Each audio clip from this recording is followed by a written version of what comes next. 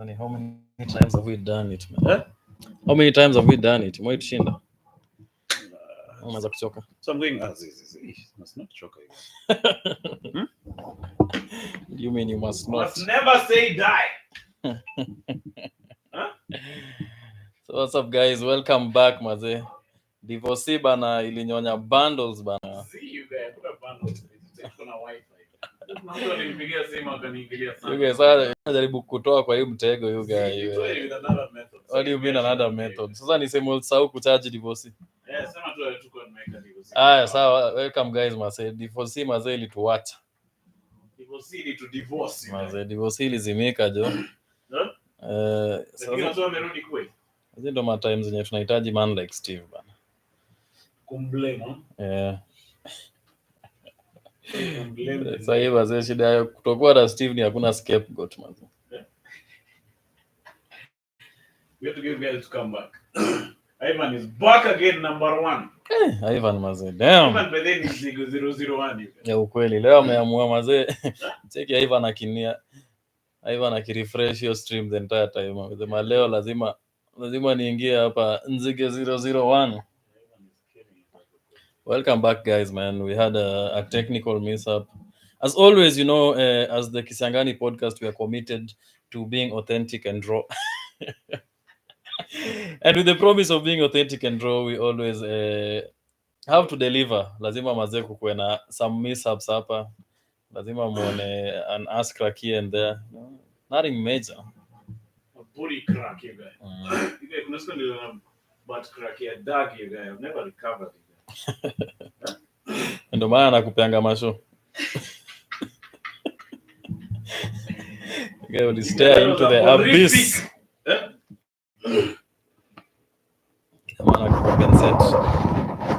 I hope nothing else happens to Maze till the end of this show, Maze. Yeah? I hope all goes well from now going forward. You guys have even forgotten where we were at. No, we were in the process of wishing you, Maze, a happy birthday. Yeah. So for those joining us again, it's Kisiangani's birthdays. I'm turning freaking 42, you guys. Nice. Yeah? Freaking 42, bro, Maze. Yeah? Now that you are 42. You guys, I'm feeling the pressures of the world. I'm feeling old, you guys. You guys niliweka kwa status yangu ati 42, nikawa sasa nashangaa sana ba. I feel ume age well, man. Ume age like fine cognac. You guys, there were some people who are very surprised at my age. You guys put status ya mine, ya Facebook, Twitter. Not Twitter. What's up? What's up, yeah. Yeah, don't worry. I'm trying to settle down after your crash. No problem. You guys, we'll have to start this stream again, you guys. So what did you do, Mazel, on your birthday? Did you do anything I've done special? Nothing, you guys. I think I'll celebrate it over the weekend. I plan, unajua kuna hiyo story ya Ken Beda yenye nataka kwenda? Unataka kwenda nini? Yeah. Voi. Nataka kwenda Voi. And then I think sijaambia Ken Beda, but I plan to go on maybe Thursday.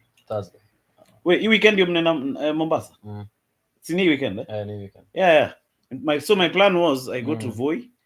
Alafu Sato ni kuja Coast. That's man. That's a plan. That's a plan. And they come and chill up next to the freaking beach. Huh? You guys think about my age, you guys. Check your emoji hivi, you guys. Check. But okay, what is there to think about, man? Getting old is not a bad thing. No, it's not bad. In fact, it's a blessing. Huh? Yeah. Because I feel like you're getting wiser. I am wiser, you guys. In fact, nowadays I'm dealing with things in a wiser way. Mbona uko kwa frame, eh? Nani mimi? Si niko. On the edge. Mbona unakaa kama deda Kimathi. Alafu hii mic inanifunika uso. What the heck is going on?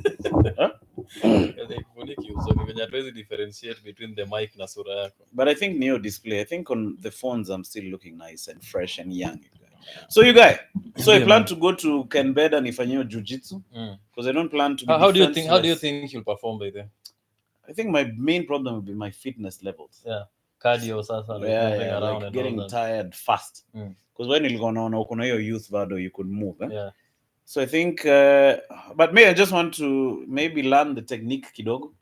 Nisikie. I was watching your video yako na Ken Beda. Alikuwa na kugonga hiyo kweli? Yeah. Ilikuwa uchungu? Ndio. Kuna time aligonga katikati yao mask ikakupata kwa uso, sio? Alini graze lips maze. Did you feel mad pain? Or feel kama umefura lips? Check you guys, check. I could feel the white blood cells rushing towards the area of contact. But maybe I should study his style so that, because he keeps doing this, huh? So what if you get him when yako hapo chini? Shida ni also the reaction, because ukiangalia kwa hiyo video he was seeing all my punches. He knew where alikuwa anaziona, like I was too slow. So I think if you can, because the thing is once you strike lazima irudi hapa. Because now your guard has to be up the entire time. So I think key movement ndio ilikuwa ngumu, because there is this, unaweza rusha and then wache mkono ikiwa chini. Now you are open to attack. So I think for him always uta notice like hii movement yake ni like ni fast na ni inarudi hapa. So wewe uta realize utarusha ya pili and then upate You get me, I'll get him while inama you guy. Cheki akinama, cheki wewe. Ushaicheza hiyo game ya, kulikuwa na game fulani hapo Sarit Center where there are some things which tokea like this. So you hammer that pa kuzipiga zikitokea. Yeah, that's all hammer that nigga's head you guys. Ndio ulianza kuchapa. Cheki me pop. Cheki Kembeda we yani you're beating me like that yani. Kembeda unibamba wenyewe usema yani. Anasema yani na hiyo accent ya Kiswahili. Cheki this guy is just hitting me yani on the head. But nilikuwa naambia Kembeda, nakumbuka the first time akipanda stage like nilimchukia immediately because alikuwa na, I think hata nilishare hiyo video, alikuwa anaongea mazee na ni fulani accent fulani ya US. Alikuwa na space hadi nini. He was stretching his arms. Yeah man. And then now venye nikaongea naye nilimwambia, nilibambika venye nilisikia mara ya kwanza akisema kumamako. Walisema hivyo? Asile tu normal conversation. So alirudi sasa default setting. Default to ni. I think anafaa chill na David Masharia mazee, win off the American accent. Mazee you guys can better David Masharia mazee amekwamilia hiyo accent. Mbona learn local accent? I don't know man. I think ama this thing is David Masharia anafaa tu clear throat yake. I think hiyo Check the other day, I was just chilling. Check, what is that? Ongea hivyo tena utaona wewe mtu.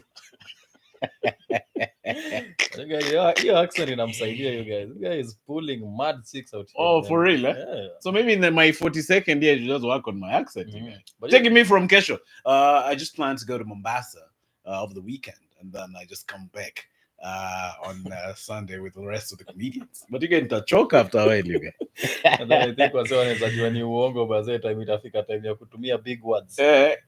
No, I have a nice vocabulary. Big words. Leo nimesikia pe ulitoa ad hominem. Kumbe si yako. Nini? Ni ad hominem ama ni? Ad hominem. That's a common phrase. Kumbe ukikaa nao wase hapo na okota big words hapo unakuja kukushtua na. You guys, that's a serious phrase you guys bana. So you guys, by the time I come back from Costa, you guys, I love like 4 mummies, you guys. After me, you guys. Chicky, how are you? How are you doing? How have you been? Happy birthday. Chicky, this is your birthday weekend month. Are you good? Chicky, me, no, I'm good. I'm just chilling. You podcast. You guys love to lie. Chicky, no, I'm a graphic designer. No, I don't do anything related to the media. Kuna mtu mmoja tumia hii pod as evidence against me, you guys. Can you imagine? For doing what? So he said something on the pod. And then akaniuliza nikadeny. And then she pulled up the video. Seriously? Check it, this is not you. Ulisema nini? Ulisema kitu weird? Yeah. You guys told him to jichunga, you guys. This pod, you guys, if you have a mommy, you guys, unaweza ingia shida sana mno, you guys. Yeah, I had to tell her that she does not understand the context. Yeah, so see, this is art, you guys. You guys, this is art. You guys, you cannot judge a man by his podcast. You guys hapo nilipatikana lakini. Kwani alikuwa na watch? Yeah. You guys, unafaa demo wako fake watch pod, you guys. You guys, these are very honest. You know, there's a reason God made people not read other people's minds. Because you guys, when you know what people truly think, you guys, you'll be sad. Cheki, yani hivyo ndio unafikirianga about me. Cheki, But anyway, so I think this it's entertainment. This pod is like a window into our minds. It's entertainment. Anything we say here should not be used and games. See, in court. With this Danny msema, unaona venye wanatoanga ati a clip of sijui kama venye Joe Rogan alikansoliwa for saying nigga ama nini. I don't think that cancel culture thing maze. Like I feel like inafaa kuwa na an expiry date. Yeah, maze. Context matters. Like if you did something 10 years ago maze, I don't think inafaa. And then there's some things you can say in a certain environment which you wouldn't see in another one. Yeah, true. So maybe that pod you had chappered some drink Scarcity. Deadly. So it affected your thought patterns, you guys. What are you doing that mic though? I'm trying to balance it. Mbona mana? Sijazoea vitu ziko na mguu tatu. Kama mimi ile siku. Check the tripod. Check your ukiziekelea. Let me just relax kidogo. Check my mosquito. Huyu jamaa mbona anajishikilia hivyo? Check ni nini inamshikilia? Check that is a member. A member and a half, you guys. You get the baby mosquitoes really being even training you guys in what a member is, you guys. That is sad, you guys. But that's where all the blood is. Well, but now let's salamia a few guys up kwa hii stream. You guys have followed us over here again to this new stream. Sorry about the other technical hitch. Divorce iliamua kutuacha. Iliamua kuishia. How come I can't see my comments, you guys? I'm feeling very weird being on my phone, you guys. Namaze. Yeah, by the way, like for the first time maze kuna simu mbili. And it's very distracting. Unajua by the way sawa juangi tunatumianga nini? Like the quality is always nice.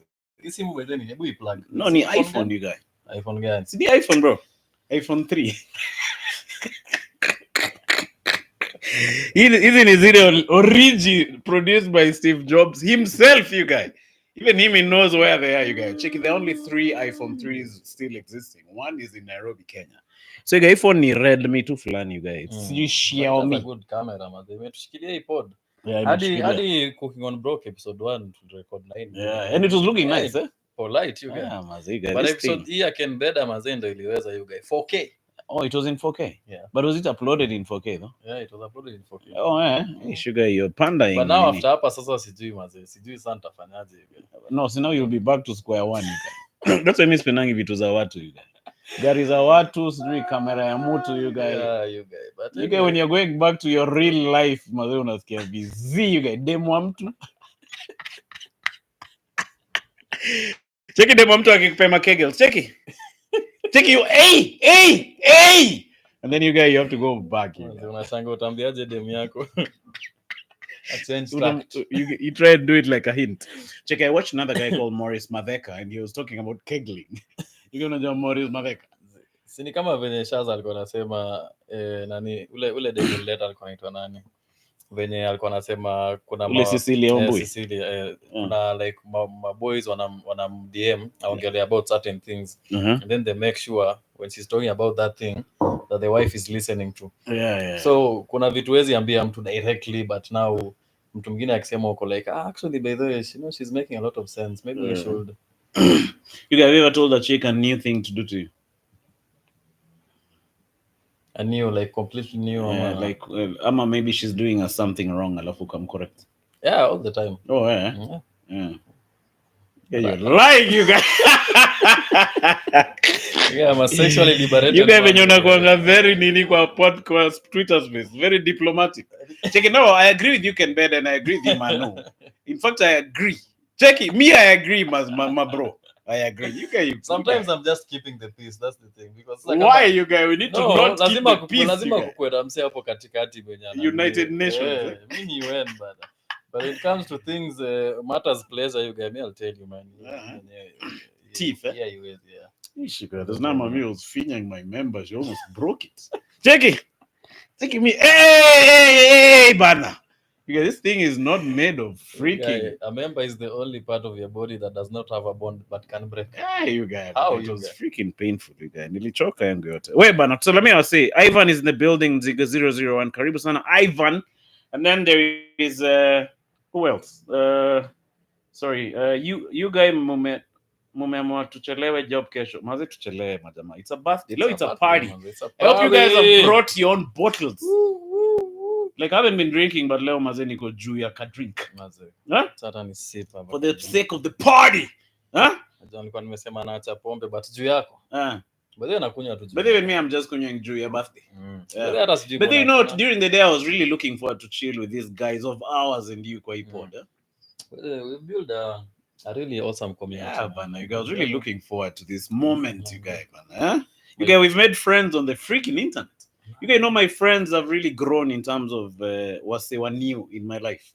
Like I know quite a number of new guys. Kina Monica, Kiara Moss, msengine anaitwa Elvis, anaishi Kite. You guys countless. Kina nani Omwami. Yeah, man. The other guys who I've never ever seen, kina June, July, you guys, Bazaar, Purple Kush. No, brother. Shit, you guys, can I know all these guys often?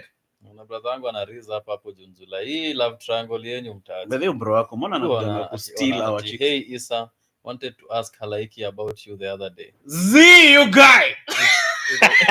Okay, check Isa. June been busy at work. But you guys, June July jichunge sana no boy.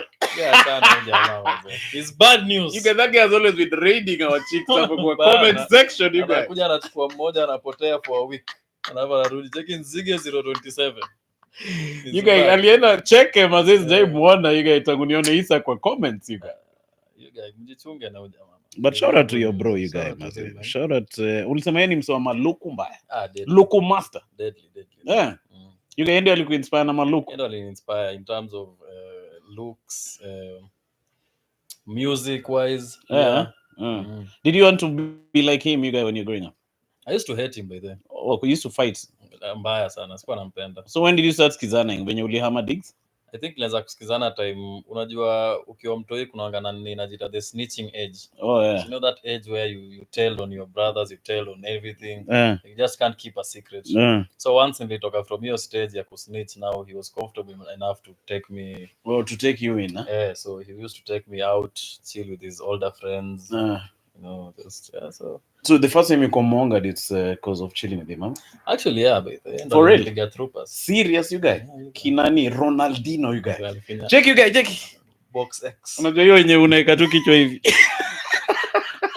Ile imeguza tu kiasi kanini. Yeah. Ukatinga bao. Because I used to be a very shy kid, very mimi nilikuwa tu mse wa kusoma mazee. I never used to talk. So I think yeye ndo alini expose now nikatoka out of my shell. Like even for me to become a comedian it's thanks to him. You guys, shout out to him, you guys. But you should still relax on our mamis hapo kwa comment section. One at a time mazee. So June July chungana na huyu jamaa mazee. Mazee jichunge kabisa June July. Who else is here mwenye sijasalamia? JOB ako ndani ya nyumba. Anasema Mashari anafaa apeleke kwa chief akule viboko. Cheki cheki wadhi code ramenya haya. No, that was just an act. I am a comedian. Even in fact I know Mashagi.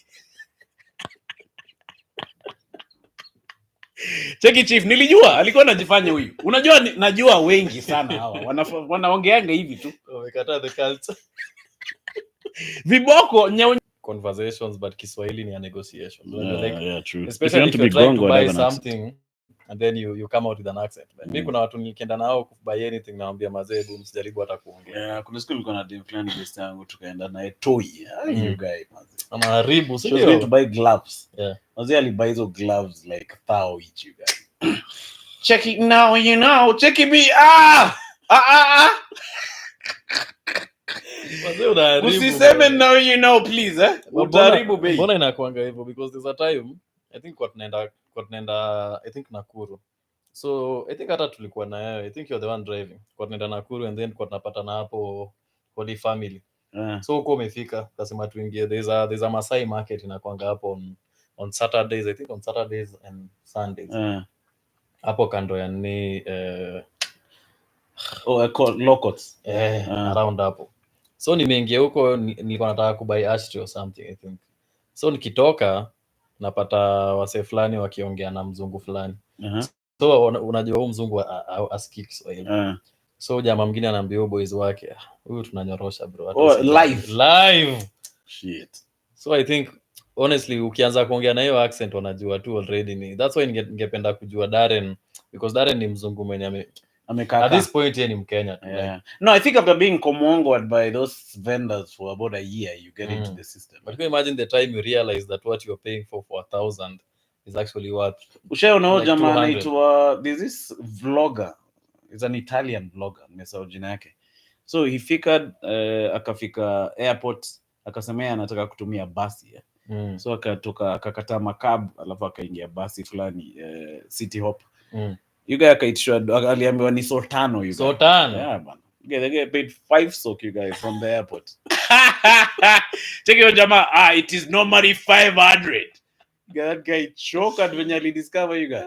Because Sultano that time was like $5 you guys. Yeah? That's crazy, $5 you guys. But I think it's justified. No, but in any country you go to initially you'll become Mongo. I think it's a rite of passage. Yeah. Because you don't know what's happening, then you're green. Kwanza kama uko peke yako, you don't have a host over there. But what gives people the right to me? Because I kind of think if someone is new to your niece, there are cultures which are like that. Like if you go to say Pakistan, I watch videos of going to Pakistan. So you go, these vloggers go wanaitisha kahawa, and then when wakitaka kulipa, the guys like, no, you're my guest. You're my guest. You don't. Even Arab countries. Check me, hey, yeah, Arabs. I think Arabs have that. Do you think they're only generous to white people? No, I think tourists. Because even I've seen there's another black guy called Black Man Da Traveler. You can understand his vlogs of travel.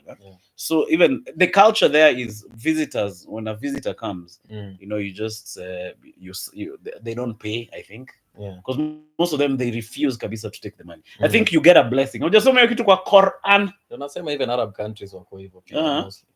But why is it in Kenya especially, mazee, like mzungu akiingia you get the first thought ni mazee, how can we kumonga? I think because of them kumonging us all our lives, you guys. You guys, there's a mosquito which wants to do things to your neck, you guys. No, you guys venye imekuwa. Check you guys. Paka imenikujia. Nataka tuchape ka threesome hapa hivi, you guys.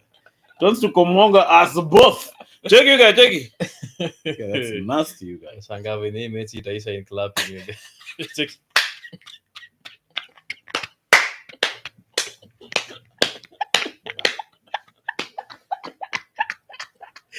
You guys,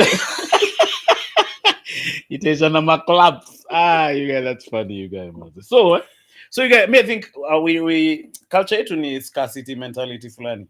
Ebu by the way, speak more on that, because honestly, sikuwa najua, and I think it's something I suffer from.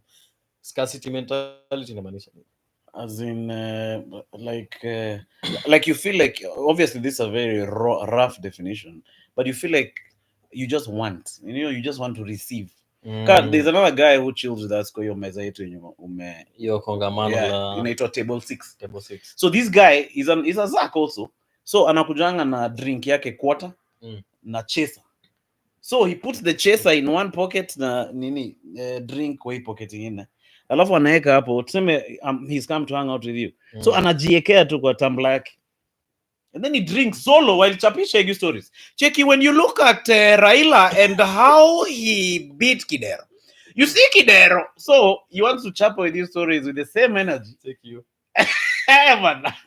So ameka hapo kando bezangu anaitwa Frank akifanya hivyo.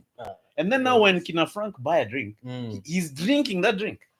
Wewe kuna wangana hiyo. I think in this world you have ikunywa, kuna siku alikunywa mbio, there were 2 mzingas you guys. But this guy was drinking fast. Cheki. Paka kalewa akaenda huko nyuma hapo Karamagi, hapo Jojo's. He couldn't even, paka nikaenda nikamwamsha, I'm like, wait, you're gonna fall off your seat. Do you feel like you wanna go home? Maybe we get for you an Uber. Yeah. So that guy has scarcity mentality. Like him is a receiving machine. Na ina come from like ukiwa in an upbringing yenye uko unapata enough. Yeah, I think so. Yeah. Because I remember when we used to live in Nax with my dad. You guys, some zingine alikuwa naishia mazee, hatuachi do enough ya food. He did not run a home. Yeah. Because we were with him without any of our mothers. Because I was there with my half bros. So mazee msee alikuwa natuacha bila do. So tukaanza, food yenye iko ikipikwa, like tukaanza kudishi hiyo like I'm eating while looking at your plate. Check mimi. And then you guys nikiona uko karibu ku reach out for the next ugali, you guys grab it. Check haya. So kuna siku bro wangu alikama akatupata tukifanya hivyo. So like, hey man, what's wrong with you guys? Mazee imekuwa ni kama mmekuwa like savages, like freaking rats you guys. So you guys, now that is scarcity mentality, and I think it comes from poverty yenye iko ndani ya mtu, hata si because kuna say with a background of poverty but they're still generous. Yeah, but also it's some of these things and I think with age nilikuwa msali alikuwa anasema like once you get money, especially life changing money, and grow up in poverty, the first thing you should do first of all ni unlearn hizo things, like tumia do yako kwanza kutoa, because there's certain coping mechanisms zenye grow up nazo zenye zilikuwa zinakusaidia kusurvive, but now that you are off survival mode like you're supposed to win off yourself from hizo vitu. Kama now your scarcity mentality, because now if you go to a place where you're chilling now with people who've grown up with money, people who are well off, and you start exhibiting those kinds of behaviors, like they'll start wataanza kutoka tu, because now it's like, because you're a receiver. Like me, when I chill with those wazes, most of the time they're the ones who buy drinks. I don't tell them to buy, but they buy. But I always look for something I can buy, whether it's cheapos, nasema hey, leta chips wewe hapa bada, watu wako na njaa hapa, wazee wako na njaa, we Irene leta chips sikia wazee wakimeza so wazee you guys wakimeza dawa za nini za viaka diabetes after hizo machipo. You guys must.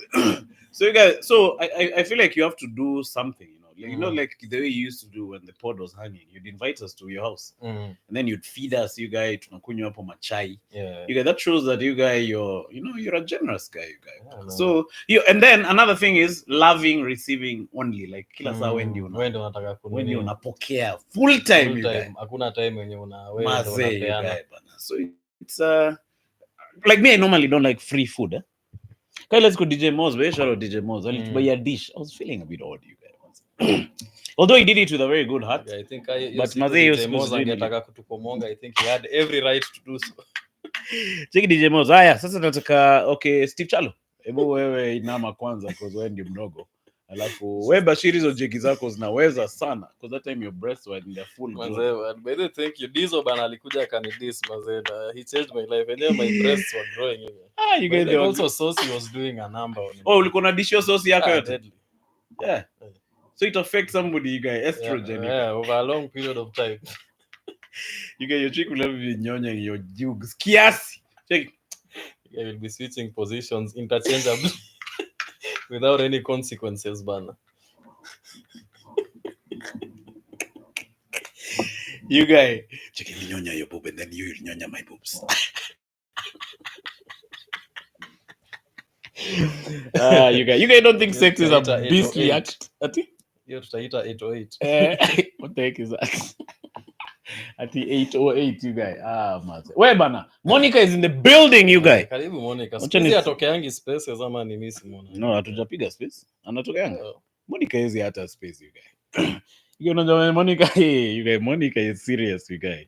So Monica anasema happy birthday Manu, may age chase you down, wisdom komonga you, and wealth chapa you yake yote. You guys, that's for life. Hey, Monica ni poet fulani.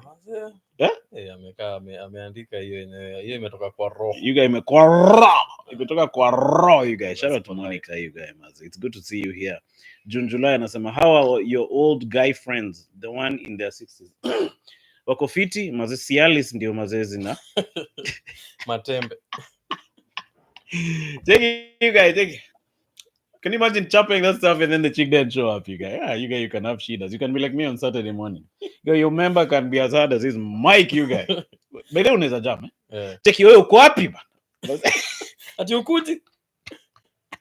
Take unajua kenye umenifanyia, hebu ngoja nikuoneshe cheke. I just think utaekelea tu hiyo simu hapo juu. Hebu jiulize mbona na kuangalia hivi saa hizi? Na ona hata sishikili. Can you use your member as the phone stand? That is a sad existence. You guys, that is funny. Check it. Wewe unajua Cialis ni pesa ngapi wewe? Per tablet. Considering I'm risking my life, bana, damn. But then you guys, you think it's a true story or story ya nani? Mutula Kilonzo, you guys. Really happened. Ati alichapa hizo mavitu, you guys. So ikamuaffect, you guys. But I don't understand why.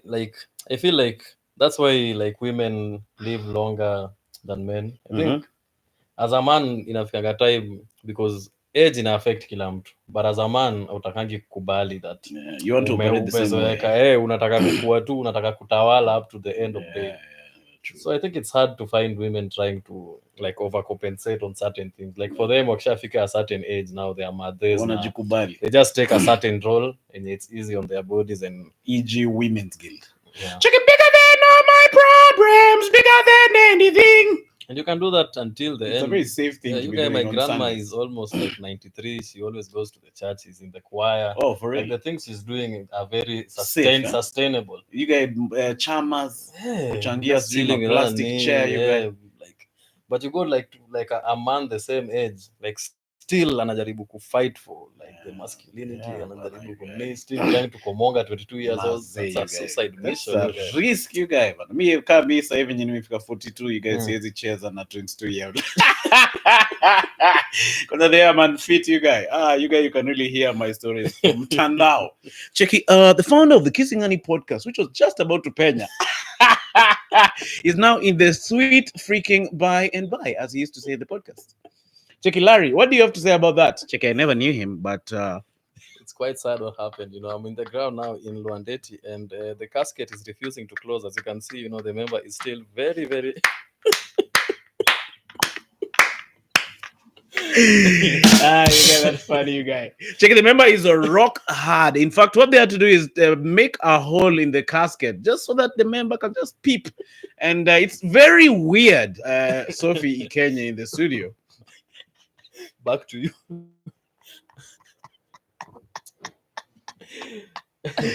So you guys, me have retired, you guys. If at all I didn't have, but you guys, even without having, I've retired from a 22-year-old. You guys. Unless niene can better nirudishe form. Check it, nikienda, you guys, voy for retraining. Check it can better. All right. So we're gonna start with press ups. Check it, yes. Okay. I joined the class. You guys, those 22-year-olds can maliza you. But do you think it's true how they say like it's hard to teach like an old dog new tricks? No, do you I think so. Do you feel like with age unaanza kuwa resistant to learning new things? Yeah. Like my buddy, you guy, Frank, you guy. Umse ukimwambia check on Google anaanza kuchemka, you guy. Check, why should I check on Google?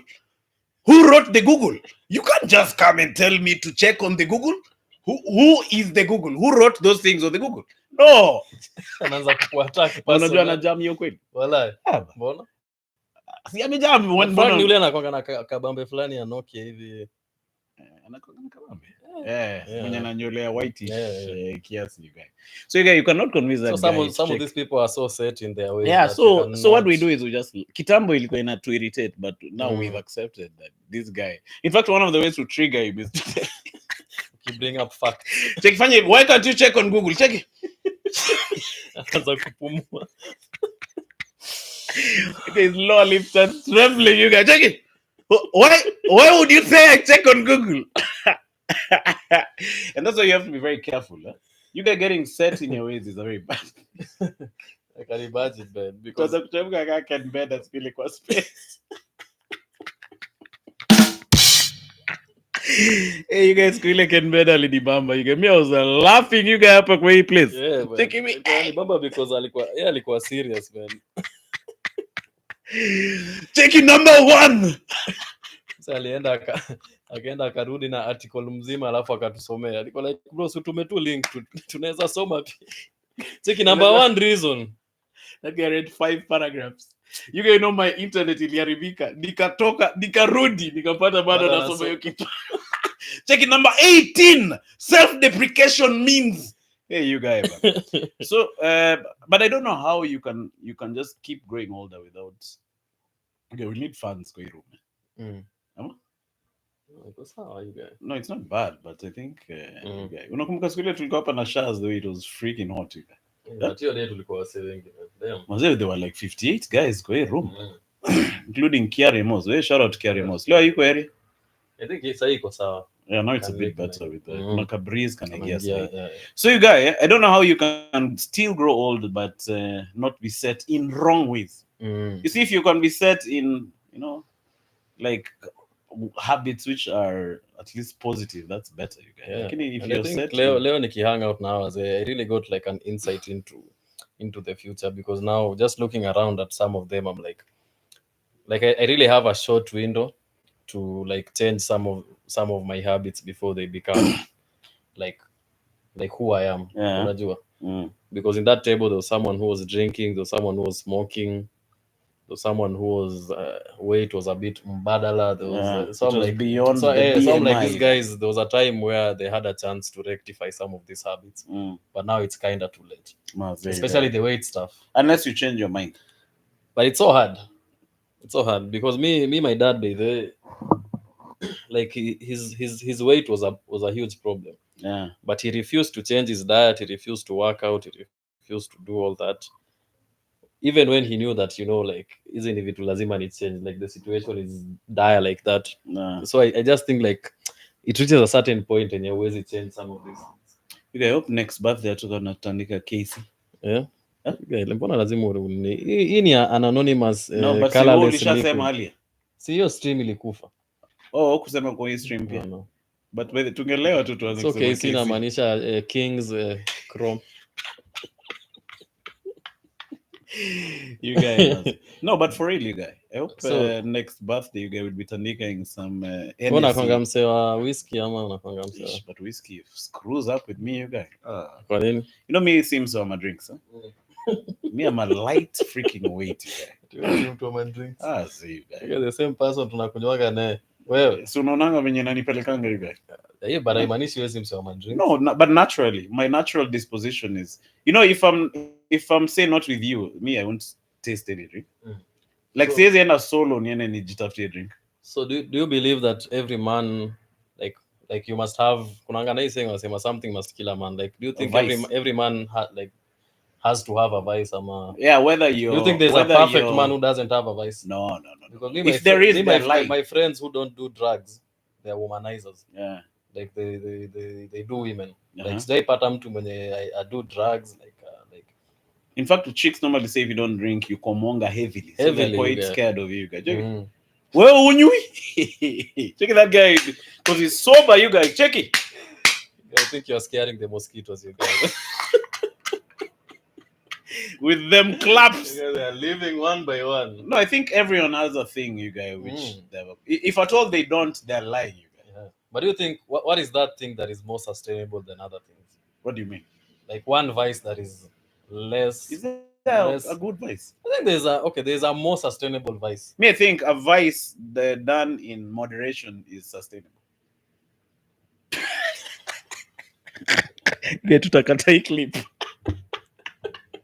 Check it. Hey, who the man is more wise? Who's there for 42 ya ukweli? Hey, umeclock maze 42. No, but for real, anything even if it's a vice, if you do it in moderation, you're likely to survive longer than these guys doing it every day. Like si unajua mse hapa chini anaitwa mwana mwenye anakunywanga paka na cheese anapiga makelele. Mwana mgani? There's another guy in Mada who just drinks and makes noise, alafu anasemanga masiri zako. Check. And then when he's normal, he just talks. He's a very quiet, calm guy. Lakini akichapa hizo drinks, check it. Bashir Rongai kukoaje. So mse upigwa hapo down because of saying people's secrets, anaweza sema hata demo wako anaishi wapi. Check it manu na kuonanga. Check it. Shut up. So you see, if at all you're a drunkard, but you drink in moderation, I think it's like if you're chopping your whiskey, unachapa tu polite. And then you go home. Yeah. If you're a komongara, maybe you komonga once in a so month. If you do all these things in moderation, it's okay. It's not okay, but I think you'll survive longer, you guys. But do you think you can survive without a vice? No, I think the default setting for every human being is work on a vice plan. So do you think these deeply religious people don't have vices? No, they do, but they have self-control. At least that's what I believe. So they do it in moderation, man. No, I don't know if they do it. You see, you can have a vice, but you don't. Maybe you suppress it through discipline, or you suppress it through religion. You pray to help suppress the vice. But it's there. So ukiachiliwa in a certain environment, itatokea. Yeah. So I feel like everyone has that, but now different guys have a different degree of controlling the thing that is your problem. Maybe you have a problem of komonga in horse. So wezi lala you guys bila kukomonga you guys. Hell. I'm a liar.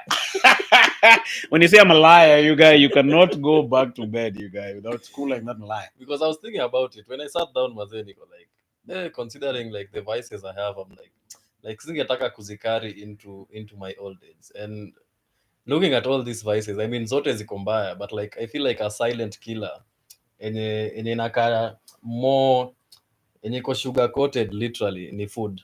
Unajua like some of us don't think food is a vice. But unless you eat it paka unaanza Exactly. kunaona kama ule boys wetu. Exactly. Like if you eat it to a certain extent, it starts becoming a vice. Kama ule boys yenye alikuwa mkubwa kiasi. Jamaa mazali ni shtua you guy. In fact, I was wondering where his chest begins and ends. You guy, that guy is expanding like the freaking universe, you guy. Check your msee venye ana expand, check. You guy, paka Bruno alikuwa anakaa mtoto wake. Check ni mtoto wangu Bruno, nili give birth to him personally. Check, I ate some food and shot this guy. And that's how this guy was born. Because Bruno is also a big guy. And that thing is especially, mi nimeona sana, especially in like Somali communities and all that. I was seeing a documentary about Kuwait. Somalis? Yeah, like Arabs, like, because they don't indulge in drugs and nini. So all they can do is eat. Like that is how they get satisfaction. Oh, okay. Nowadays? I think imekuwa hivyo because hiyo documentary ya Kuwait ilikuwa, I think it's like 5 years old. So Kuwait is it's a rich country, but also it's really hot. Yeah. So people don't get to hang out outside during the day. If during the day. So if you go to Kuwait, all these American fast food brands ziko. Papa John's, sijui KFC, Burger King, all of them, and they do mostly deliveries. So you find someone in a day may order like 5 pizzas, 3 burgers. Shit. And they're eating just at home. So their biggest killer is diabetes and obesity. In Kuwait? Yeah. You guys Warabu wameanza kunaona hivi? Deadly. Because that is their only outlet. Me, I'm rarely seen a Warabu wamenona mas. You guys? Yeah? Iko. Hey, you guys tena ni watch your doc. Angalia ni hiyo doc ya nini. So tunakwambia like some of these vices, especially food, like ni venye haikai vibaya hizi vitu, but it's a silent killer. Ushaona hiyo documentary, I think ilikuwa Papua New Guinea or something. One of those countries up in the Caribbean, in the south. That's not even in the Caribbean. See how wako karibu na Australia huko chini. So these guys were also really obese because of Coca-Cola and chips. So it's so bad that these guys, when say me I'm in hospital and then you're visiting me because I have diabetes, mguu yangu iko karibu kukatwa na doc, bado unaniletea chips na Coke. Check Bashir. Hey Bashir, pole bro. Hey, wanaikata. You guys, bazi. That's how. But anyway, I brought for you some fries, and this Coca-Cola to help ease the pain. Thank you. Hey, these guys have said they're cutting my leg. Thank you. So the leg. So this chick was asking the doctor, how do you feel when these guys come here with cheapos? Then he's like, man, I don't know what to do, because it's a culture, man. But that's me siwezi taka kufika hiyo level. And now like also imekuwa like a worldwide like pandemic. Yeah, because now more than any other time we have more obese and overweight people. You guys share count there's a huge percentage of people who are overweight. Have you ever counted the billboards KFC na Nando's kwa hizi roundabout? You guys, nowadays they are so big.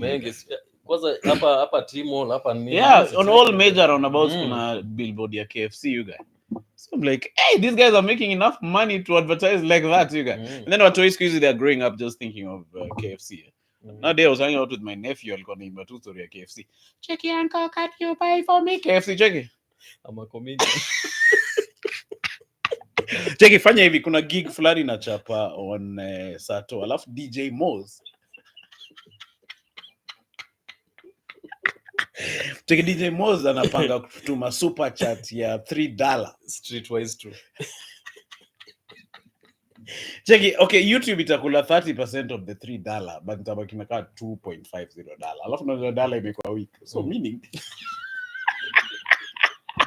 you get that to is really nimepeleka mbali. Nimepeleka YouTube statistics and analytics. Check it. So when I cash that check, I'll get some KFC, okay?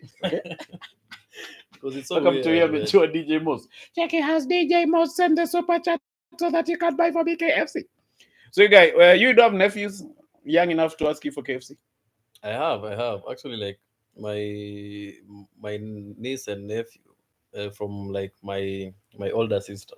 At some point wote walikuwa like wameanza kugain weight because walikuwa wanakula fast foods and nini like that. Yeah. But now like I think the dad like aka put like his foot down now. The entire family like wote waka change diet. But you'd rather start than changing huko mbele. Yeah, but I have a nephew of mine who I'm really suspecting. I'm really scared for him. Oh, for real? Because what do you mean suspecting? You get that sad, suspecting of what? Because hey, he's huge, man, and there are no signs of stopping. Na breathe funny. Listen, the problem is even right now he's getting, I think I call like class 7 or 8. Even right now he has like complications. I think I got asthma or something. Damn, because of the fat around his lungs. But still the way ana dish maze, and ni venye si mtoi wangu at some point. Na mother yake anasemaje? Ajali? Ajali anambaya tu ma KFC. At some point inafika point. Labda apendi mtu. Cheki. Ama kani budake mwenye you guys namba hizo vitu you guys. Maybe did a DNA. But that's sad because the one thing people don't understand is the way fat cells work is the number of fat cells you have, like in your biggest, say right now this is the fattest you've ever been in your life. The number of fat cells that you have right now is the number of fat cells utakuwa nazo for the rest of your life. Oh, yeah. Fat cells don't die, they shrink. Oh, okay. Oh, they don't die. They shrink. Or if they die, see kama hizi cells zingine, they die in cycles. So the problem is ni once that's why unaonanga msee utaenda gym lose weight, but ujiachilie hivi kiasi, like the affinity of you going back to the same weight is very high. So the best prevention is don't get to that point kwanza ya kukua ni, because once umepass a certain threshold ya weight, there's no going back. You'll always go back. You get to sikia msee anasemaje you guys. You know. Wait, Eden. Niaje? Unajua uko live kwa pod Wacha ufala. Kweli maza. Oh yeah, no worries. Me, I was just calling to wish you a happy birthday, my G. You guys, cheers, you guys. We've been doing a birthday podcast right now, man. Congratulations, maze, award-winning comedian. Man. But then you guys, you're killing it. Diko hapa na Bashir. Oh yeah, Bashka mambo. Poa maze, congratulations, bro, man. Shukran, maze, the God. I appreciate you. You guys, you're winning, bruh. Maze, damn. Tulikuwa na in the same competition, you guys. Award-winning comedian wishes Emmanuel Kisiangani happy birthday. By the way, you guys takata hii part. You guys, all the Fatumas, you guys will be in my inbox. You guys. Now that I'm talking to you guys. Cheki when you ule beste wa Adan. But you guys, cheers, man. Cheers, Manu, man. You have a good one, my brother. You guys, umenikumbuka 10:30, bro. Z, you had a long ass day today. Oh, a long ass day. Nikaona stories zako on Instagram. No, thanks. I have to check it. You guys appreciate it. No worries, bro. Panga ukuje kwa pod, you guys. But hii pod ni big. Ni network. I know. Yeah. I think nikuambia Bashir, I was telling Bashir, I was supposed to come on the pod on Friday. Manu didn't reach out the morning. Yeah, Maze, I think but now let's talk kesho tupange tena. Sawa man. Cheers. Cheers, man. But there you go, now that our phone is free, you guys can send voice notes to this and I connect Nike to yeah, by the way, hebu tumeni ma hebu banja now say nikitafuta cable. So you guys, man, as bunyangalia hizi comments, man. So what I'm saying is you guys, man, mkinunua KFC maze streetwise tu inatosha, you guys don't siongeze. So you guys, your story nilikuwa naongea about vices, like how do you guys have vices and how do you control them? Because I'm trying to see some, because me sioni niki, I don't know, like na feel vices zenye nimeokota along the way maze, some of them are, I see myself keeping some of them to some extent. That's why I was asking, like, is it possible to live without a vice? A vice is just a bad habit. Na Geoffrey Ngungi anasema there's a country called Nauru. Obesity huko iko at 89%. Nauru. Where is that? Yeah, I've never heard of Nauru. Where Geoffrey, Nauru iko wapi ba? Where? So you guys can send a voice note on this. We'll play it live here on the podcast. Labda unatuma maoni ama unatuma salamu. We have our technology na improve via you guys, man. You guys, who do you think we should call you guys? Yeah? Tupige dag. But guys, today ilikuwa Friday. Hii pod ni a very chilled pod. So msi expect some very deep knowledge from this thing today. Isli anasema I just wanted to eat fries, got me questioning my thoughts. Bashir, you guys, mbona unafanya hivyo man? You guys, you can eat it man. Mimi nilisema like the reason mimi nimesema like nataka kudedicate my life into fitness ni Bwana Douglas. Ni aje? Uko fiti? Niko fiti bana, nilisahau light kwako sio? Ulisahau light? Kuna light hapa hivi. Nitakuja tu kesho. So you guys, you're live on the podcast maze. Live. Oh, I'm live on the podcast. You're live maze. Our technology imepanda bei kabisa. Msikilizaji, long time listener, first time caller. You guys, June July is wondering where you've been. Cheke. Maze, June July mwambia I'm sorry, nimekuwa tu shughuli zimenishika. Hata tunaelewa leo hii launch yetu ya Thursday manze imenikula kazi. Oh, Thursday una launch we have a show, the comedy club manze. Una launch the Nairobi Comedy Laugh Bar. Yes, the Nairobi Laugh Bar we are launching on Thursday. So unangangana yako yote. Bana. You guys will talk about it on this pod and make sure we plug it yetu yote. Plug it yenyu yote bana, because you know unajua hii kazi pia ni ya Mungu. Tunapambana na suppliers and everything else. But yeah, I think I'm in the thick of it. So I and of course I told you, and I'd like to apologize to June, July, and the rest of the gang that I'll be back. I'll be back better and hotter. You guys, karibu sana bro. But leo imebidi tu leo nilienda kuangalia site vile iko and everything else. Si tunachapa birthday banter leo maze. Maze, happy birthday by the way. You guys are wishing me happy birthday yangu yote you guys. Happy birthday yako yote. Shit you guys. So muimbie kidogo Dag. Muimbie. See you guys.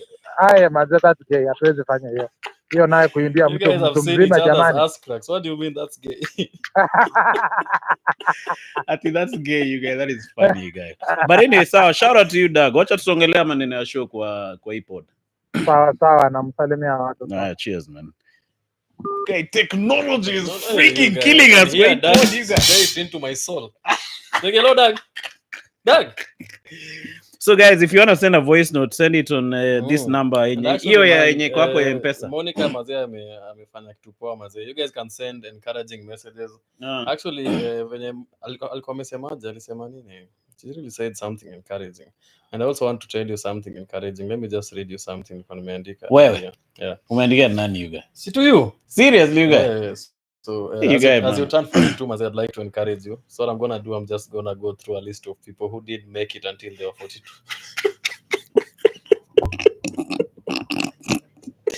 They didn't make it in life, you guys. You're a bitch, you guys. And niliachia hapo. But me know a few guys. Colonel Sanders. Uone KFC. Yeah man. Si alianzisha hiyo kitu akiwa sijui ni 70s you guys. But don't feel aje about hii pressure ya age, like because I think kila mtu anakwanga amejipea. Do you think like putting timelines on your goals is a good thing ama? No, I think it's good. I think the problem is how you'll react when you don't fikia those timelines, those goals. I think that's what breaks someone. Because have you ever read about that guy alijenga makeja huko Wayakiwe, and then the bank came and chukua his stuff. He was one of the first young developers, but the cost of material went up. The cost of excavating your land ilikuwa na slope, so he had not estimated your cost ya ku flatten the land so the houses was equal level. Yeah. So the cost went beyond. Then this guy got depressed. I think alijimada. Oh, I think I saw it, man. I think the greatest issue with life is how to react when you're going through a rough patch. Because me and you, to be honest, the rough patches I've been through right now, yenye nafaa kuanisha jimurder.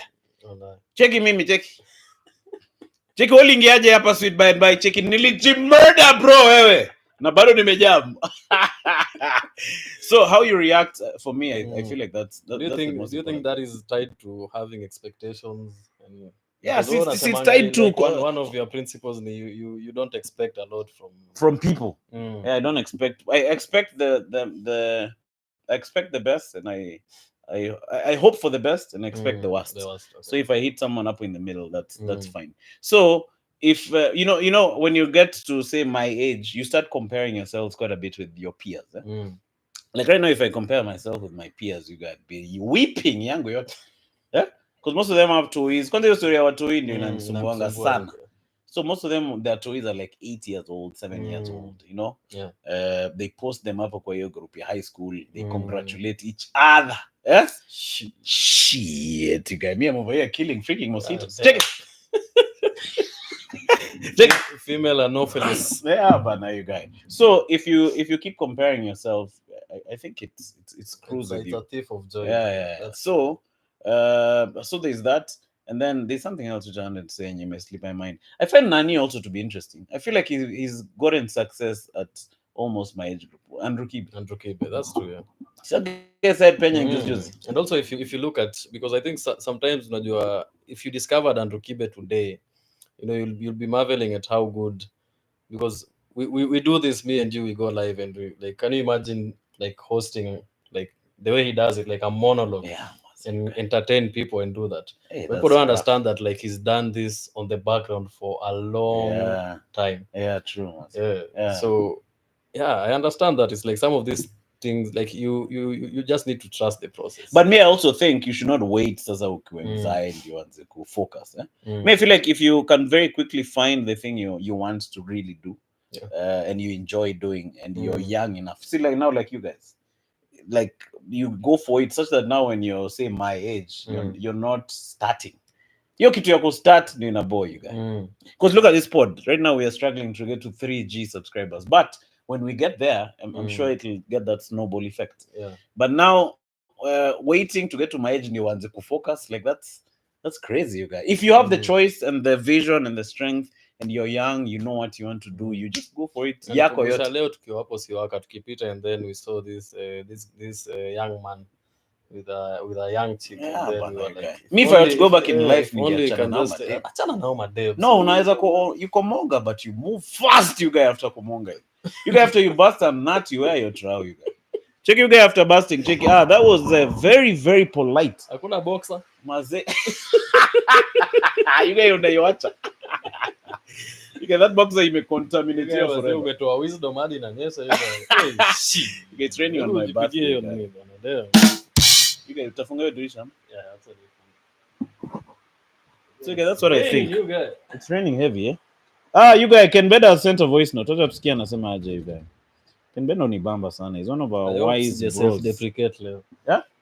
My hopes the self-deprecate. So to my voice note, we're gonna play it live on there. Send your wishes, send your words of encouragement. Yeah. MPESA pia mazee iko accepted mazee. You guys MPEPE mazee. Naona kunanyesha bana. You guys, are we live, you guys? Are we live on your phone? Yeah. Sindio, sigina inaendelea.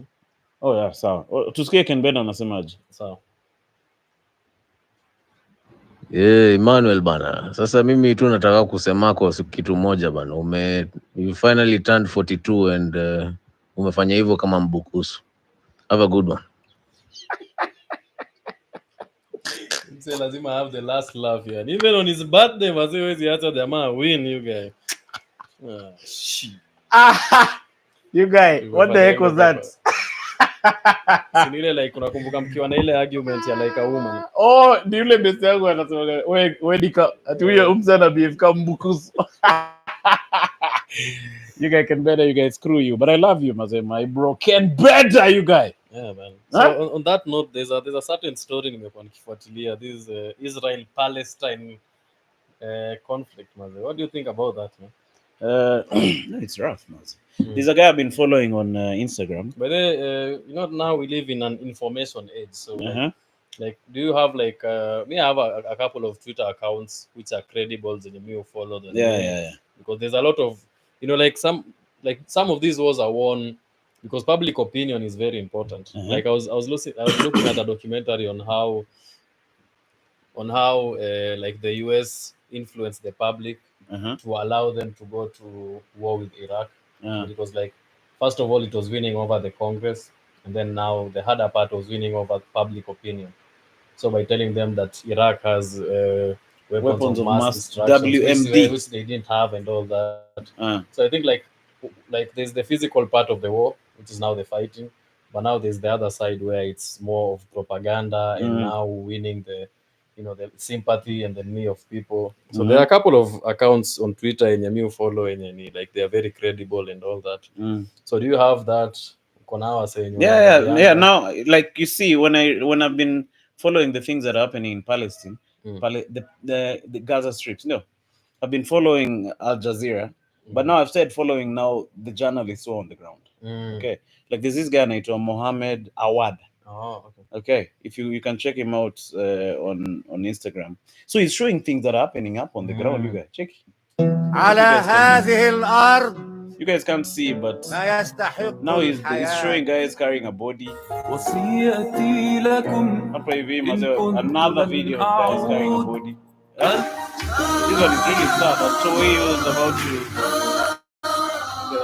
هذا الدمار الهائل الذي لحق بممتلكات المواطنين تحديدا في خانيون الجنوب قطاع غزة كما نشاهد.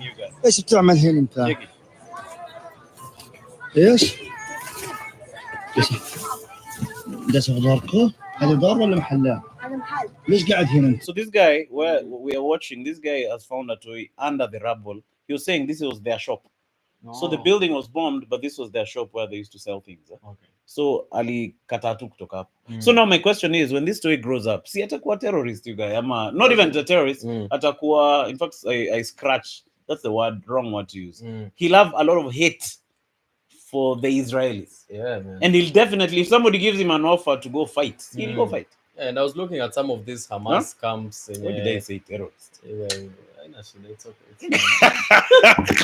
You all make mistakes, but it's your birthday, man. It's your birthday. It's okay, man. I was looking at a knee and like it's like in those camps, it's like they don't force like kids to join. Like just people join. Yeah. Out of need, because the thing is, like the history of this Israel-Palestine thing, like it goes back. Yeah. Like from way back kabisa. But like the truth of the matter is like Palestinians walikuwa hapo before anyone else. Like they were actually occupied. And now like their land imekuwa, like they turned an entire population of people into refugees. You know, and now they've been expanding, occupying more space and more land and more. And at some point, Maze, it's like they can't take enough. Yeah, like, they've been fenced into that place. I feel like their reaction is a natural human reaction. Yeah, it's like weka a cat in a corner. Mazeo paka mazeta ko. Ushaona hiyo video ya how to wash a cat? Si video ni ni post fulani ya how to wash a cat. So inasema to wash a cat, first unachukua soap unaenda kwa choo.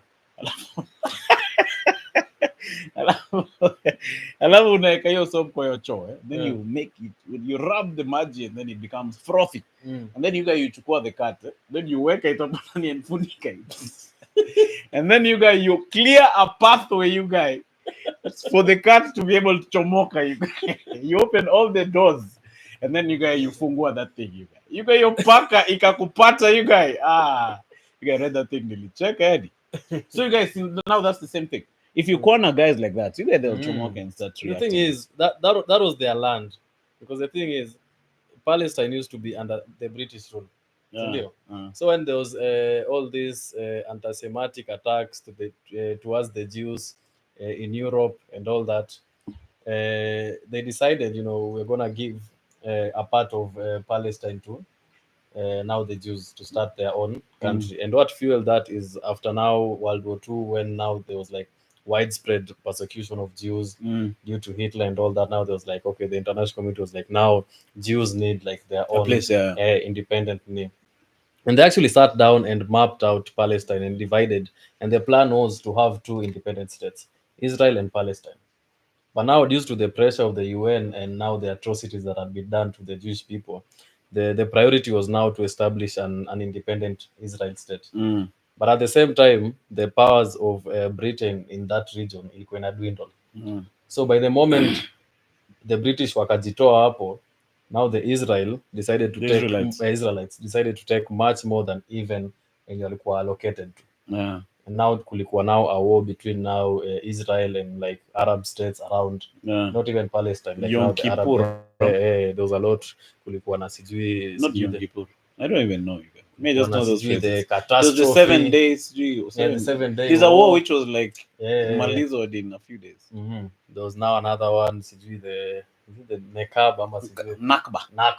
There was that and all. Nakba. These guys are saying this is the second Nakba. I think the first one they were pushed same way. And like the pattern is every time there's this conflict, like it's like Israel is gaining they push more the fence, land.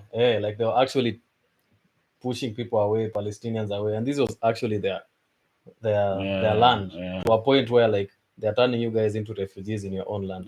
You guys. And then considering like where are they gonna go, you guys? Exactly, like you guys are being pushed towards. But also on the flip side, I watched a video about there was this guy from Hamas.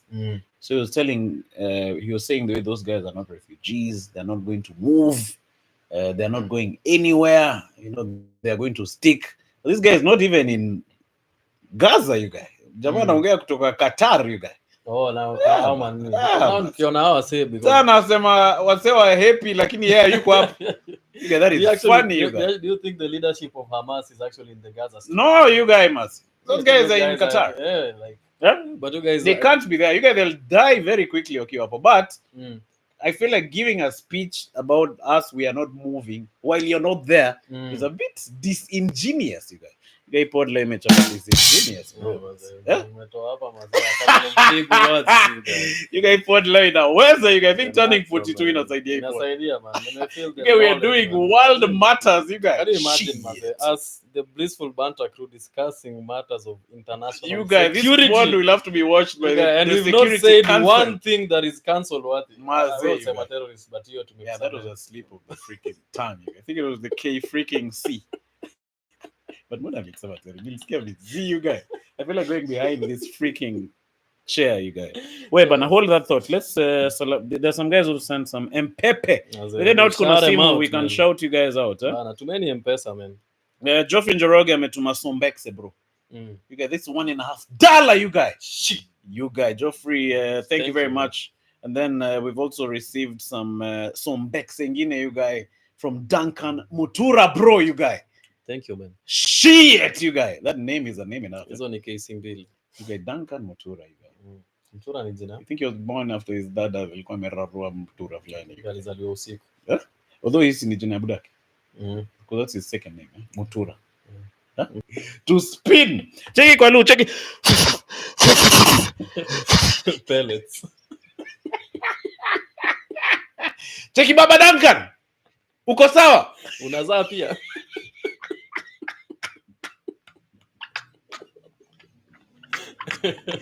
You guys don't know why. You guys ukihara hivyo msana feeling weak bana. Unatumia nguvu mse. Hiyo bowel movements and then you are losing water at an alarming rate, you guys. And then you get a funny taste in your mouth. But you guys, cheers Duncan Mutura Maze for that. Mpepe. And then here there's Christopher Kungu.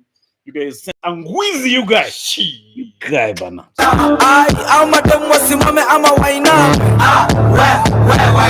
You guys, mademo wanaimama yao yote.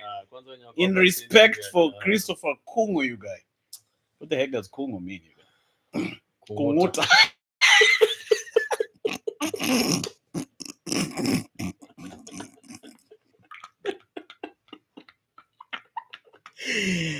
You guys umseme tu kunguta na vao. You guys, shout out to Christopher, you guys. Mazee wase waendelee kutuma hizo MPESA tuendelee kuona hizo majina.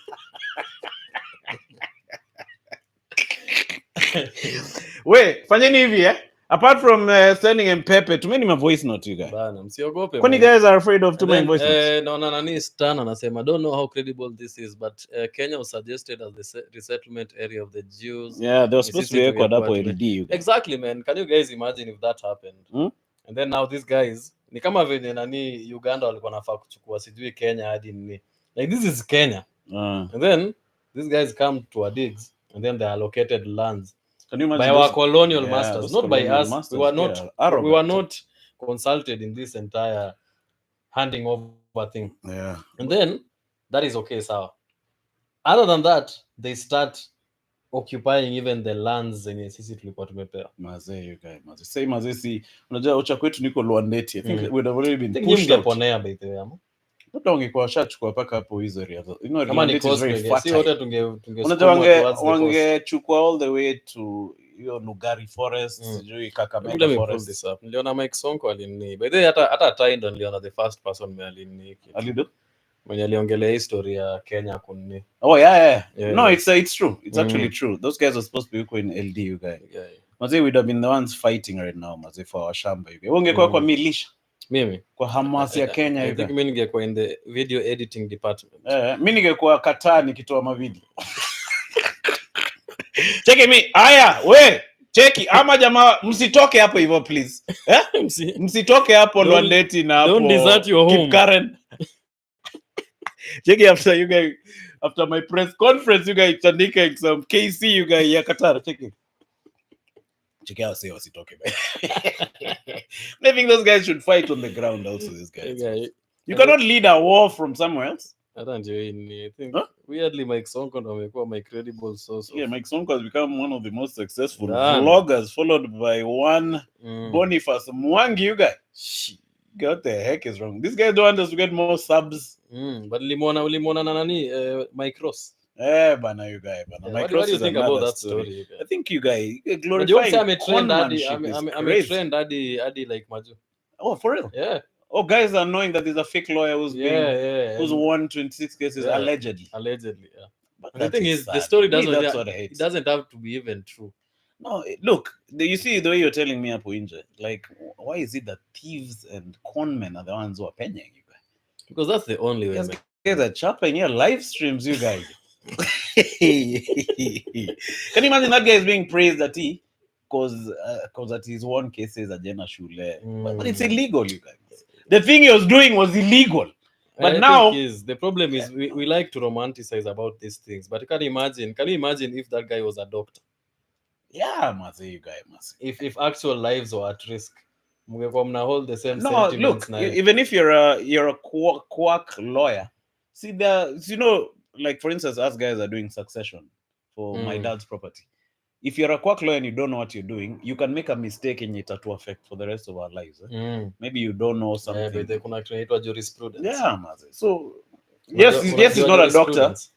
Okay, so what does it mean? So jurisprudence said like in law, jurisprudence need the way a certain ruling can set precedents to every. Oh, okay, yeah. So you can go to court and say refer to according to this. Precedent. Ruling, like this precedent set by this particular case. They can use it as a reference. Yes. So I feel like even if it's not a doctor, maybe it's not brain surgery, but I'm sure there's something that guy has done which is blunderous. And even the guys endorsing him are badala guys. Sonko, you guys. Can you imagine receiving an endorsement from my song? Shit, you guys. But although I can endorse him in that idea, but still shit. So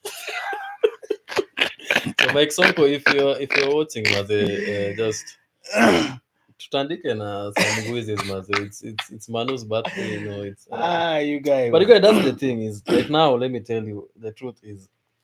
The cost of doing business is high.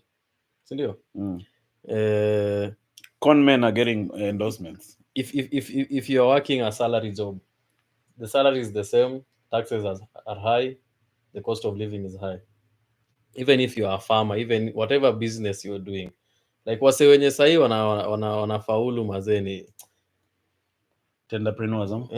And even them, there's a nini na run saizi like broke millionaires. Like wase wenye walifanyia ma county tenders and then they were never paid.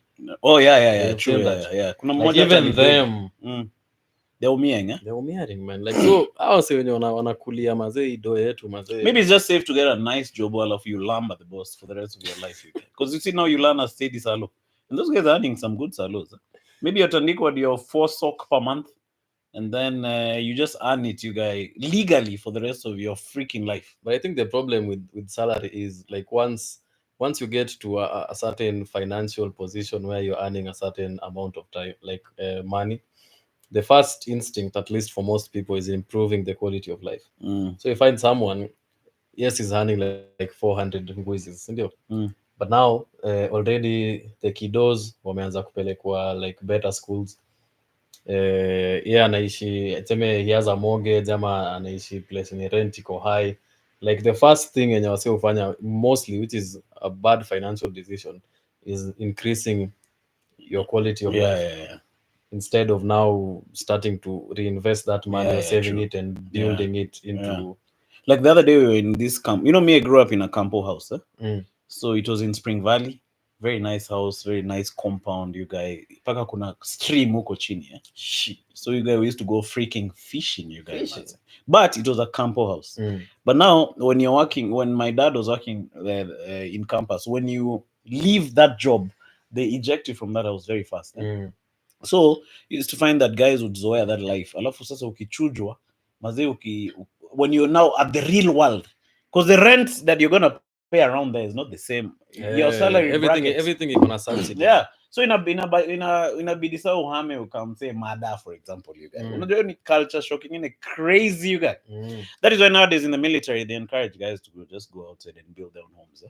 Because unazoea hiyo nyumba ya gava and then ukitolewa hapo you guys, you're in shit, you guys. And even some of these politicians, I think niwe ndo alikuwa ananiambia, like the other day I think I was driving around with I think my uncle, and then he showed me, can you imagine this guy used to be the senator of he's just a random guy with like 2 phones.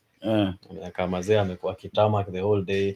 Even that particular lifestyle is not good, because politics is very dynamic. Like you can have this high position of power for 5 years and everything is taken away forever and ever. Amen. That's the boring thing. I was asking a friend of mine, would you rather a big stagnant lake or a small trickle coming your direction? You get what I'm saying? Yeah, I think a small trickle. Small trickle is more polite, because you can grow the small trickle, especially if you add more trickles. I think hii umbu iko na maoni. What do you think about the current economic state of Kenya? I think they want to kumonga us, you guys. Wewe bana, kuna voice note nyingine imeingia bro. Soma bana. Tusikie mazee ni nani. Baba unichase roho niweze kumshinda shetani. Baba unichase roho niweze kumshinda shetani. Emmanuel, 42 years on earth. You could have done a lot of things, but you chose to choke around with your life. Happy birthday. It's your special day, although now it's night. Congratulations. Who would have thought you would reach here today? Continue being old, and may you reach at least 50 years and many more. Guys, good job on the channel, and let's get all together. Thank you.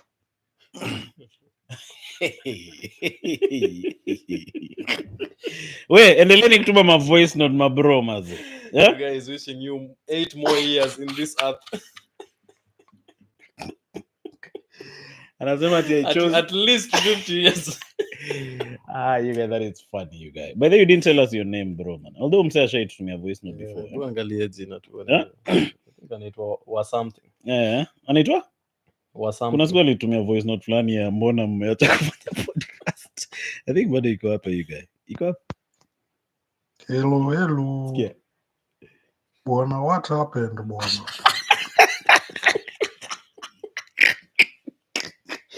Jamaa tuko tumechapa pod karibu aanze kulia, you guys. Kwani stima hazijarudi kwenu? It's been a long time, bwana. You guys, this guy was missing us, you guys. Check him missing you. Can you imagine if his sick does not turn up at the right time? Thank you. Hello. Babe. Kwani stima zirudi huko kwenye? You guys, but shout out to this guy. Huyu jamaa tulikuwa tumepotea karibu alikuwa amechoka na sisi. Couple of weeks. Stima zirudi. Jamani, msitutupe. Just because you missed one day doesn't mean we've forgotten about you. You guys, shout out to this guy. He loves us. Wait, thanks for that voice note, bro. Lakini mazee, I want to live more than 50 years. What's wrong with this nigga, you guys? To continue being old. You guys, podcast ishike, I love me nichomoke. I leave it for you guys, Steve Chalo kuendelea. Check Steve umelost sana. Uko wapi? Kuja tugawane subscribers. Manu ameenda lakini sisi sasa tumekuja. Kabidi tumesimama na yeye. Utaki subs? Uko kaba. Cheki, umerudia elimu? 8 years later. Okay. Cheki, nilikuwa nafikiria umekataa elimu. Oh, mama yangu. So you guys, shout out to that brother, man. Thank you for that voice note, man. You guys, my voice notes are checking in. Pia I think my MPEPE is naingia. Hebu zisome. Tusikie voice note nyingine. Nasema MPEPE. Yeah? Kuna site tusikie nyingine. Tusikie nyingine. Hii ni namba ni 346. 346 ni wapi, you guys? Spain. Hey, this must be June, July, you guys. Wallahi. Good evening, everyone. Yeah, you guys, man. Hey, relax. Unipe warning kwanza. Yeah. Sweat yangu yote. You guys need to chop us some cologne, you guys. Kabla tusikie hii voice note, you guys. Hebu niongezee ka drink, you guys. So I can be sipping. Hello, ime ring into. You guys, that hello is enough for my next 1 year of life. Ezeka amekuongezea. Ezeka utakupa 51. Check me. Wacha niishi. You guys, that's polite, you guys. So let's kiss this voice note, you guys. Umeka chesa. Yes. But you guys, next birthday tuwezi chapa hii drink, tutachapa you guys. Yeah? Sasa unataka tukunywe nini? Ambia watu ndio ikifika next time. Yeah? Wakuwa wanajua tunakunywa nini. No, hopefully by next time we'll have a larger subscriber base, So maybe we'll have like 5G guys. But then how many guys are watching? But then thank you guys for watching us on this random day. 40 guys. 53 guys, you guys. Hey guys, we are killing it on a Monday, guys. Hey. Shit, you guys. Huh? More numbers than your age. You guys, man. This is more than the number uja mama niwishia. Jackie, hello. Okay, cheers. By the way, we haven't toasted, bro. Yeah, cheers, man. You get to 42 years and to wealth, health, and prosperity. Wealth, health, and prosperity, you guys. Salute. I hope guys will be their own bottles. Aya, turudi kwa the main event. I'm ready, man. You guys, let's put a drum roll fast, you guys. Yeah. Good evening, everyone. Yeah, see you guys. You guys tuweze endelea, you guys. Tumeni zingine itasikia mwisho. You guys, we cannot make it through this one, you guys. Shit, you guys. But let's jikaza. Tusikie. Hi. Good evening, everyone. Hi, Emmanuel. Hi, Halaiki, and hello to everybody on the... You guys see she started with me, you guys. It's because it's your birthday. It's your birthday. Okay, for the first time I'm ahead, you guys. You guys, most chicks want Bashir. Check, I'm here for Bashir. Checking me, I'm thinking you're a bitch. But anyway, good evening, everyone. Hi, Emmanuel. Hi, Halaiki, and hello to everybody on the live tonight. I hope you guys are doing well. I just thought to send this message to wish Emmanuel a happy birthday. Welcome to this new age. If it's any consolation, seeing as we're all aging, you look nothing like 42. We'll give you 19.5. Yeah, so welcome to this new age. I wish you good health, long life, happiness beyond measure, and thank you for the Kisiangani podcast. It's a great way for us to connect. It's such a relief for me. It's a way that I have connected with so many people, and I feel at home whenever I watch you guys. So thank you for that. Have a lovely New Year. Take care. Bye. Damn, you guys. 19.5. You're killing it, you guys. You guys, where's my mwalimu wa maths? Ona Blaze. Huyo ni unajuaje in July, you guys? Anonymous. After reveal. Ni July. You guys Spain, you guys. Cheke mazee. Hebu tuma. But cheke you also said one. Cheke pia mazee akona sauti fulani mazee. Damn mazee, you guys. Hey, but thank you John July. Yeah, thanks John July, man. It's good to hear your voice at last, you guys. You guys, unajua siku moja tutafanya ka live stream now that divorcee tumeanza kui understand. Yeah. So we'll be able to add people to the live. I'm looking forward to that one. Yeah. Itaweza bize. We put some faces behind some of these names. So you guys, udem amesema hapa mwisho sikia you guys. Just hold on. It's a way that I have connected with so many people. So now I'm connect you guys. Courtesy of V-Pod. She feels connected, you guys, to me, you guys, understand, but also to you. Checky, you know, I've just connected with this guy, but also he has another guy who's normally co-connector. Maze, you guys, that is funny, guys. Shout out to June July. Sweet, you guys. Shit. But you guys, that's polite, eh? You guys, chicks' voices can really I'm gonna say, Maze, please play my voice notes. Oh, no, there are a few voice notes here. Kuna number 07, uni nani? Miss Kwamzi, bro. Get one Miss Kwamzi, you guys. You want to do the honors? Let me play this. You guys, Miss Kwamzi coming through, you guys. From the 254. Damn! 1 minute, 3 seconds. Let's hear it. Hey, boys.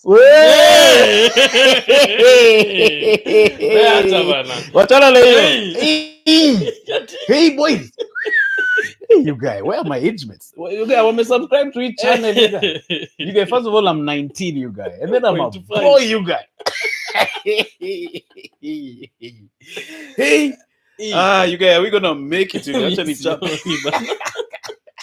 Hey, boys. You guys, we are making it. Where is Steve, you guys, today? You guys? If the voices keep getting softer and softer like this, man, I think it meant the live, man, to just hear as a private thing.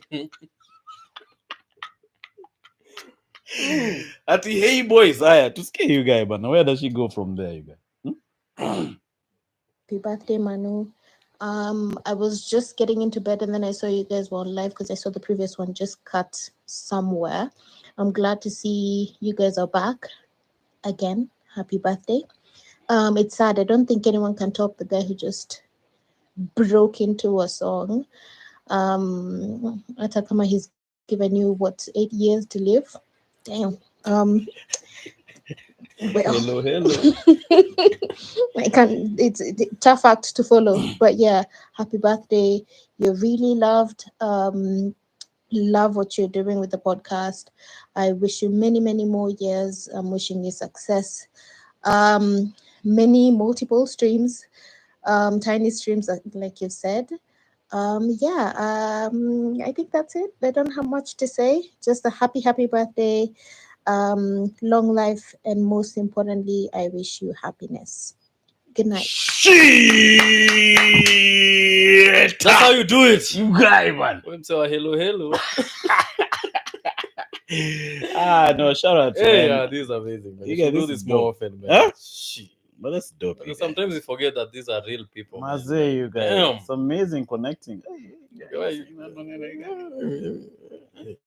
guys, Steve Charlie your number.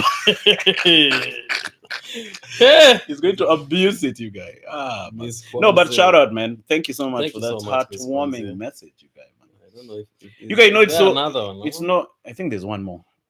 There's one more in Yekwapo, you guys. Mosquitoes are getting braver and braver. You guys don't analyze this other before we get this other. You know, when we do the pod here, we're just me and you, and even it used to happen on radio. We don't know how many guys we are reaching. Like me, I never knew such a chick is even listening to us. You guys, you're inspiring her. You guys, or channel with you guys. It's all about you today. It's all about you today only. Yeah, today. You back to Komonga and me on. From tomorrow, I'm taking all the credit as per usual. But it's not. It's almost midnight. You guys only have 49 minutes. You guys have glory. Papokusha anasema Maze ndio kuingia kama kawa. DJ Zach in the building. Hey, Zach in the building. Yeah, happy birthday. But then Zach, we are doing what you said. Tunatumia laptop Maze kuchapa stream, bro. Na inafanya fiti. Unajua alinionyesha how to connect the laptop to the Zoom. Oh, wala. With this cable, akanionyesha to connect, you guys. Damn. Okay, DJ Zach, you guys come through, you guys. Shout out to this nigga, you guys. Huh? Thank you, DJ Zach. Yeah, man. Thanks for coming through, bro. Anasemaje? Anasema happy birthday, fellas. Cheers, man. Although this guy is not his birthday, it's just me. No, but we're 19.5 times 2. But you guys, which month are you born? June. Oh, June. So can I use that for Monga, no? I think it's 9 months. Kituka August. Okay. Check it. August, September, October, November, December, January, February, March, April, June. You guys actually around August there. Around August, yeah. August, July. Hey, you guys, you're a baridi baby, you guys. You know, I'm called Kipto. Kipto means that I was born when visitors were around. Oh yeah. Wow, what are they doing?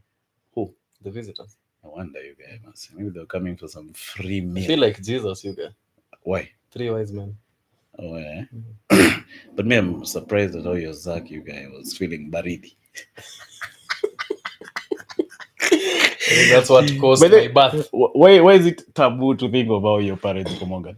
Yeah, I've ever walked in on my parents Komongan. Seriously, you guys? You guys need to be taken for cleansing.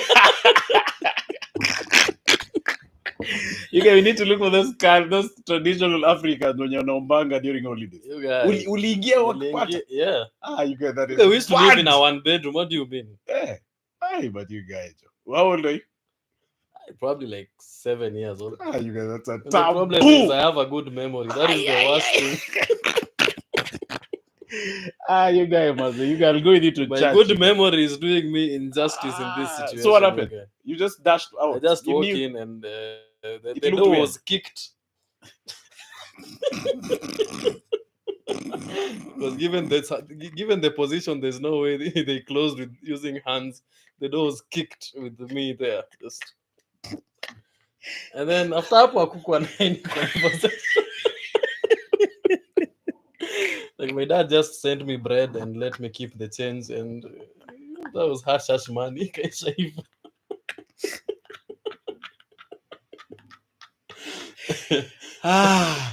You guys, did you ever tell anyone, you guys?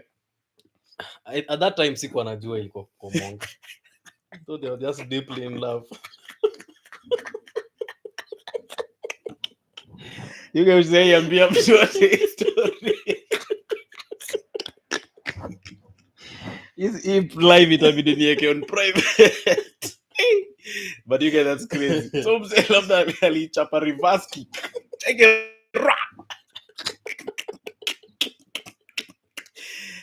You guys, that's nasty, you guys. Yeah, my dad was very athletic in his heydays.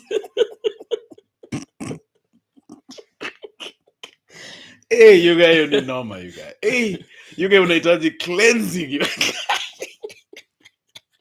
Unahitaji kutemewa mate kwa kifua, you guys. Take mtoa.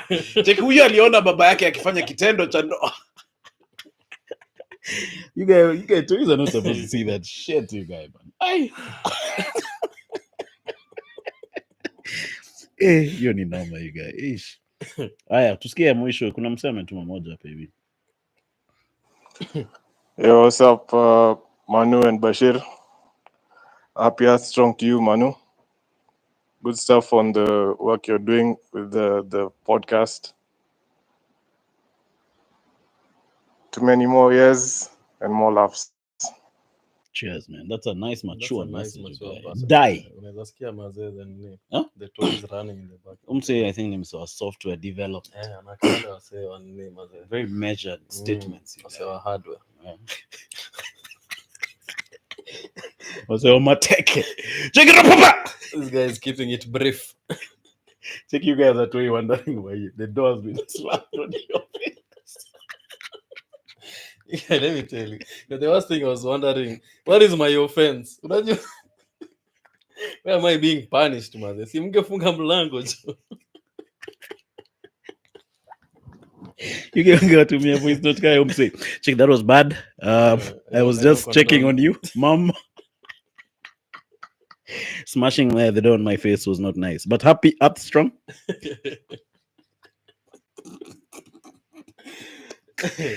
But you guys, sorry, hey, you nikali, you guys.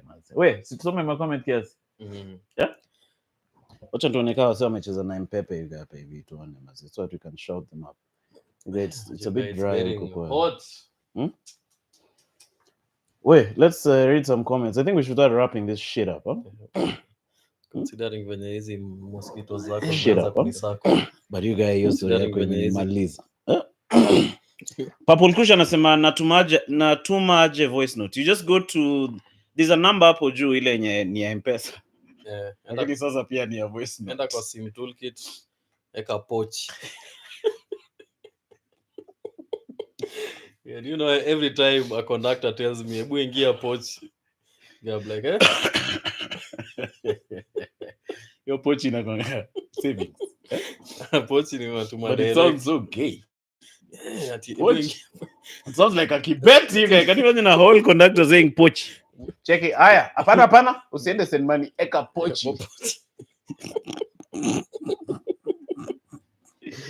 You guys, that is bad for masculinity of the conductor. Unakuwa every grandmother anakuanga na ile pasi imejaa mashilingi. Kifikiria poti hiyo ndio bina affecting conductors masculine because job yako ni hard, unaweka pesa kwa pochi. Yeah, that's rough, you guys. Purple Kush, you just go to WhatsApp, unafinya hiyo icon ya there's an icon which looks like a microphone and then you record your voice note and send. Bazaar anasema shit.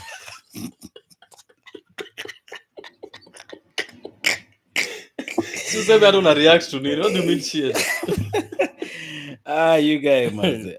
Maze, you guys umenimaliza, you guys na your story, you guys. Acha nisome. Nani anasema? Amandipa anasema drinking game. Take a shot every time Emmanuel says shit. You guys, do you know when I was doing the comedy show, you guys were saying shit. Paka audience ikaanza kurepeat. Wala. Hapana, you guys.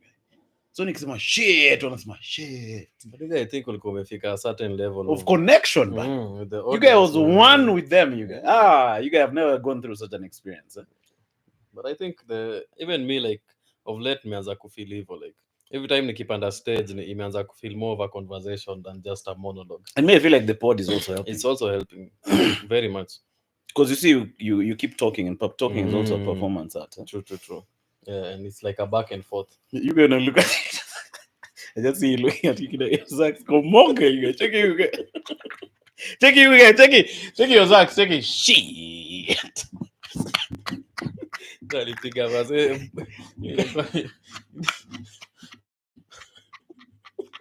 So hiyo mlango mazee no sooner than.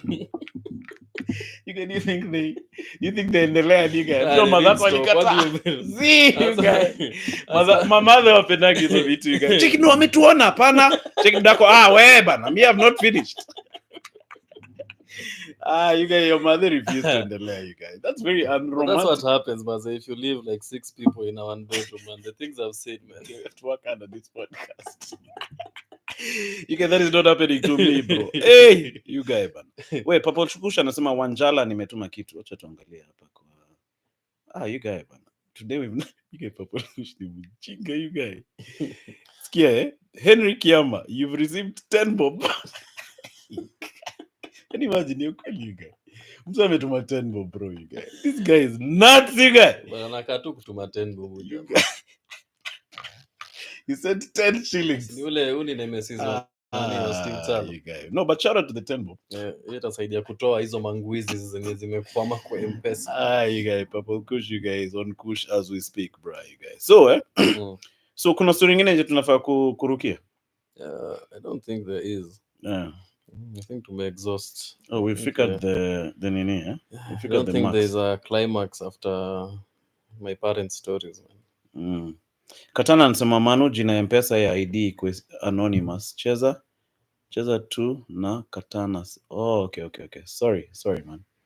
I think nimesoma jina msee hapa hivi. I think Katana ndiye alikam through na hiyo nini. Shit. Kitu fulani hapo hivyo mazi. Shout out to you Katana. BW anasema voice notes are back. Watu wanasahau the banter. Si mtume mwa voice note ka 3 and then we funga the show. Yeah. I'd like to hear a couple of more people. There's somebody who sent one. Let's hear this. Hey, ni aje? Ni Alan hapa. Hii story ya Bashir tulifaa dissect kama mwaf. Lakini ni funny. Anyway, kijana, happy birthday. Anasema nitoje umse? Alan, cheers man. Cheers Alan. Hey, ni aje? Ni Alan hapa. Haikuwa funny hiyo time lakini. Hii story ya Alan you guys. Tulifaa dissect kama mwaf. Hiyo ni post game. Cheki umsa after kila time akipiga. Anyway, what is he protecting? Cheki, uko karibu kupiga picha. Ngoja cheki. Unajua kila mtu anakuangalia style fulani ya kupiga picha. Cheki wase wengine cheki. I think cheki Alan cheki either hii ama but anyway shout out to Alan for creativity. Hata mimi nitakuwa napiga hivyo cheki Alan. Anakaa nikaa alikuwa anatafuta kitu kwa mfuko. You guys, maybe he was adjusting his member you guys. With both hands. Hey, Alan, much respect to you, man. Damn. He needs both hands to just remember. And governor, you guy, man. Shout out to Alan, man. Thank you for that voice note. Thank you for the birthday voice note, you guy, man. You guy, we said we're listening to how many more? 2 more now. 2 more. Our boy Biggie has really been simamaing with us on this podcast. Pause. New Biggie. Biggie. You guy, Biggie Naka is too Biggie. Yeah, naka too Biggie, bro. You guy. Although hapa naka South African kiplani. Kwa nini? I think the thing on his head.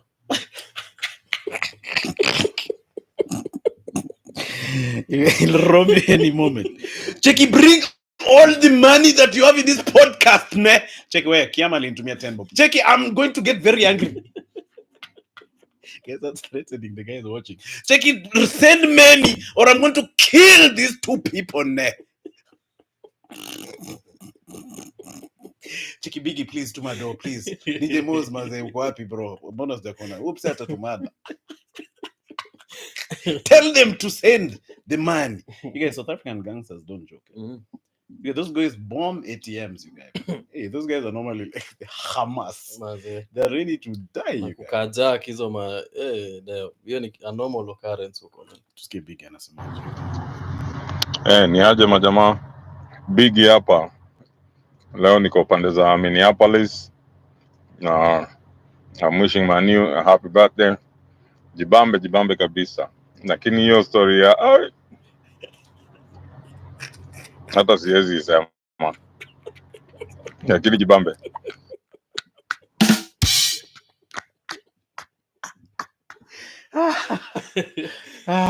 You guys, I've seen things, man. Simtume pesa ya therapy pia. You guys, that is the funniest story ever. Hata hizi sema, you guys. You guys, I was there. What do you mean huwezi sema? Hataki kupata laana. You guys, shout out to you, Biggie, man. Biggie, you guys amesimama na sisi mbaya kwa hii pod, you guys, man. So shout out to Biggie. But then shout out just to everyone who's listening. You guys, this guy. You say akimemaliza wase uko Minneapolis. Cheki mse uko Minneapolis. Cheki. You guys. Ish. So one more, Madembo na atumi ma voice note. Imetosha. I think after See dem moja at least atumi and then we wrap this thing up. Do we have any other chick on the stream? Waweru. Ish. Waweru. Chinese. You know.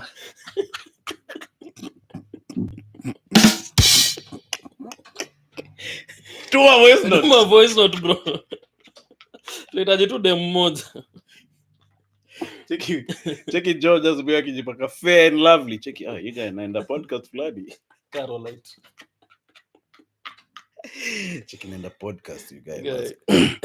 One more from Ozzy later, bro. So then we wrap this shit up. Buddha. Happy birthday, Nani. Happy birthday. Yeah. Too many more. Yo 10. Ingebai na Royco Cubes, lakini ona sasa. Unipa polikush. Shikileni hapo mabjana. Leo ni purple kush, you guys. He has some hair for days. Hairline yake inaanza after masikio. Purple kush akivami one. You know it's polite, you know. My hair starts just after my ears. I think hiyo picha sideways. Inspiration yake ni Jomo Kenyatta. Akona scratch. You gonna kumbuka scratch? Scratch ni ile scratch ilikuwa na kamera hapo mbele alafu nyuma ni ile. Yeah, this guy has scratched this hair, you guys. But hair is a big part of his life. Cheki venye anameambia cameraman aishike.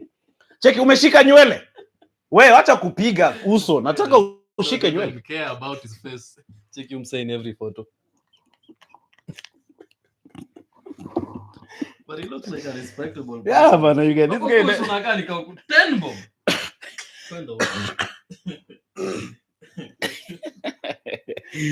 You guy must Purple Kush bro must. But cheers for the 10 bob and the voice note and the happy birthday wish you guy must. So I think that's where we end the show, bro. Yeah, man, it's been amazing, man. Thank you guys for tuning in. I've had so much fun. Yeah, it's been fun. Although MPESA pia imenyamaza so. So mkituma MPESA mazee at least bana. Hii sherehe isiishie hapa man. But it's been fun hanging out with these niggas. Yeah, for sure. I haven't had this much fun in a minute. Like, I'm just coming to realize that like the only time I get to laugh like this is when I'm around you guys. Man. Yeah, man. So it's fresh. Also hearing some of your voices is polite. Huh? Yeah, especially June, July and all them. Yeah, but who them miss mwasize ama ni Kwamzi or something. June, July imekuwa dethroned pole but you guys. June, July is still our girl, you guys. Miss Kwamzi bro, you guys. You guys, hizi umbu utafanyaje sasa? Yes, that's when nimenunua hiyo dome. Check hizi umbu zikiangalia time. Kwani ipodi inaisha sanga? Yeah, they want to come. Yeah, you guys. But me today I'm going to Kitengela. From here I'm going to Kitengela, man. So guys, thank you so much for all the birthday wishes. Shout out to you. Shout out to all the guys who are also going to watch this pod later on. Yeah. Wait, but they're going forward, we're just going to be doing the lives. Alafu tunaziweka kwa member. So if you miss the live yenye pole, itabidi uingie hapo kwa members. Itabidi umeingia into your pockets. Now we need to monetize this shit. Umeingia into your pockets kama nani? Kama Purple Freak. Alan. To adjust the member. Hey, that guy's member must be one of the big ones on the earth. Moja ni ya kupush, ingine ni ya kushikilia. Chukino to the left kidogo. Sawa nimeshika. Umeipata? Uko sure? So let me just calm it down. Unaweza piga. Pole. Vina kuibia hiyo pole wala. For sure 100% man. You relate. Wacha nisome ma comment kadhaa. Maybe we've forgotten the guys for the comments. By the way, we have 40 guys watching on a random Monday.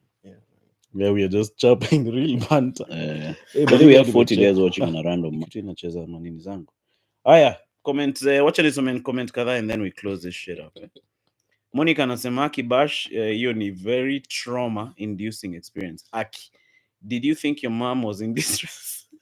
Who kicked the door on you? You'll have to follow Bashir in his inbox. Ataweka hii story kwa members tab, I think Tandika set kuhusu hiki tu bit. It's very funny. Yeah, that thing is the funniest stuff about. Tutaikata bit. Yeah. Tutatengeneza kata. Look at you guys see you guys. We don't want you to be laaniwa you guys. Shit. Kwani ilikuwa makosa yangu? Yeah, true. Hey, I'm seeing some comments which I hadn't seen earlier. Lamekwekesa is in the building and actually there's a whole lot of documentaries on Nauru. Nauru ni wapi? Ken? I think I'll go and check. There's a country called Nauru. Yeah, check out these documentaries. Check out a documentary about Kuwait, Nauru. Yeah, you guys, obesity maza is a real killer, man. Yeah, man. So kama unakula fries, please yeke chini, man. Enda kunywa maziwa mala. Stan and some don't know how credible this is, but Kenya. Oh yeah, this one we already talked about it. Ivy Kagaya and some happy birthday, Emmanuel. Also Karibuni Pwani. Oh, you guys, you've been. By then now is the time to plug your show, eh? Oh yeah. So guys, if you're here, I'm sorry. Oh my god. I have 3 episodes out of Cooking on Broke. So come out and watch. If you're not subscribed, just go on YouTube and search Halaiki Network, and you'll see all the 3 episodes. The first episode was featuring the birthday boy, and then I did 2 other episodes, and the last episodes featured Ken Beda in Voi. Planning on doing more episodes as I go by, just trying to plan a sustainable way of shooting and editing, because I'm doing everything right now. Yeah, so Bashir, here si Cooking on Broke. I mean, broke is relative, maze. Sasa kama Ken Beda aliamua kushow off, mimi ningefanya nini? No, but maybe to him that's not a great meal. How did that stuff taste? It was polite. It was prawns. It was too fishy. I mean, it had a very sea-like taste. Nilikula kama 4 hivi. Oh, iko you didn't. Alikuweka mob. Mimi ndo nilichekea mob. Oh, initially. Because naka poa. Yeah, they looked nice. Yeah, but now if you eat too many of them, it's and then they are individual beings. Unajua? It's like eating omen.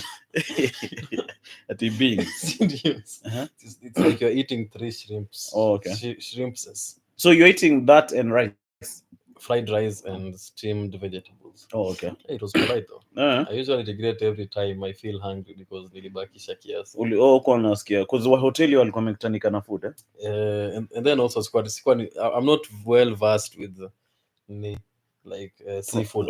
You don't like that seafood? Was my first time eating shrimp. Okay. Other than fish, that was my first time, so it had like a very fishy maybe it's a taste which grows on you. Yeah, I think Ken Beda was saying unaweza kimbia tu kwa ocean uchomoke na shrimp. It was just in theory. Sijui anafaa tutumie video. Did he like the meal himself? Alitandika dead lips. Unadhania mbona hiyo video? Enda angalia venye video iliisha you guys. Iliisha very abruptly. Hatukuwa na time ya close off. Because you guys were eating the food. So who's on your next episode? I don't know. I was trying to look. I want to bring some female energy. So the problem right now is I don't have a great phone. So ukiangalia hizi episodes zote I've been shooting with other people's equipment. I mean, I do the scripting, editing, promo and everything, but now I don't have lights, I don't have like a good camera. So I'm still trying to work out that part of the production side. Meanwhile, I'm still editing episode 1 of Get Olympics, which we did with Ken Beda. So I think hiyo itatoka probably kesho or Wednesday. And then on Saturday, the 21st, I'll be hosting a show in Mombasa, the Dough House. So if you're around the coast, Kauko Mombasa, pale Nyali, the Dough House, go to Stand Up Collective for TikTok.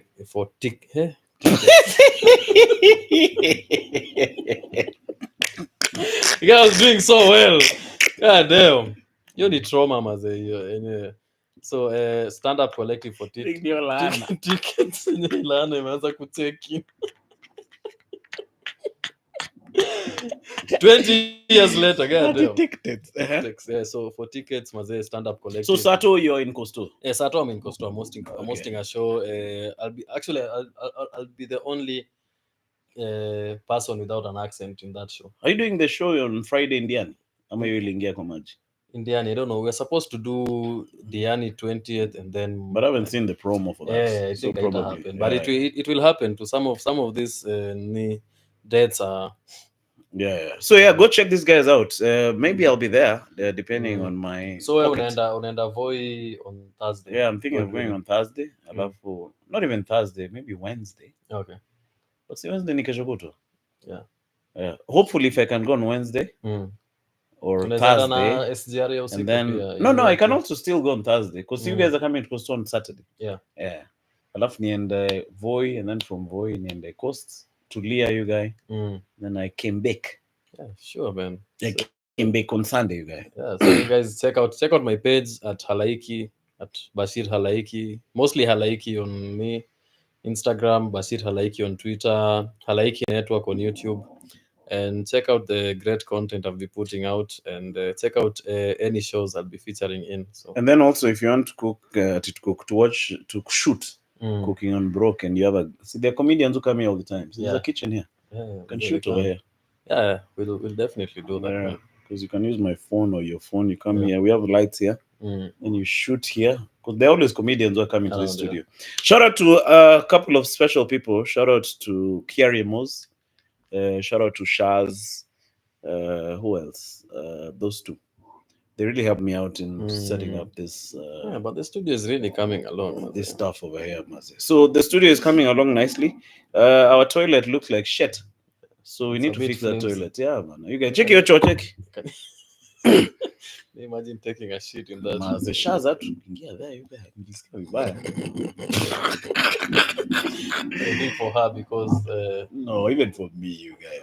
For her, it was farmed in the ground. Maybe I'm not laughing at that joke. But you guys, for real, nilisikia a bit sad, you guys, when you have to go to that loo, you guys. So we'll go up. You guys, we need to fix this loo. Where? If you guys want to participate in fixing up this studio, maze uniambie privately or my inbox. We need to fix that loo. That's a great potential, man.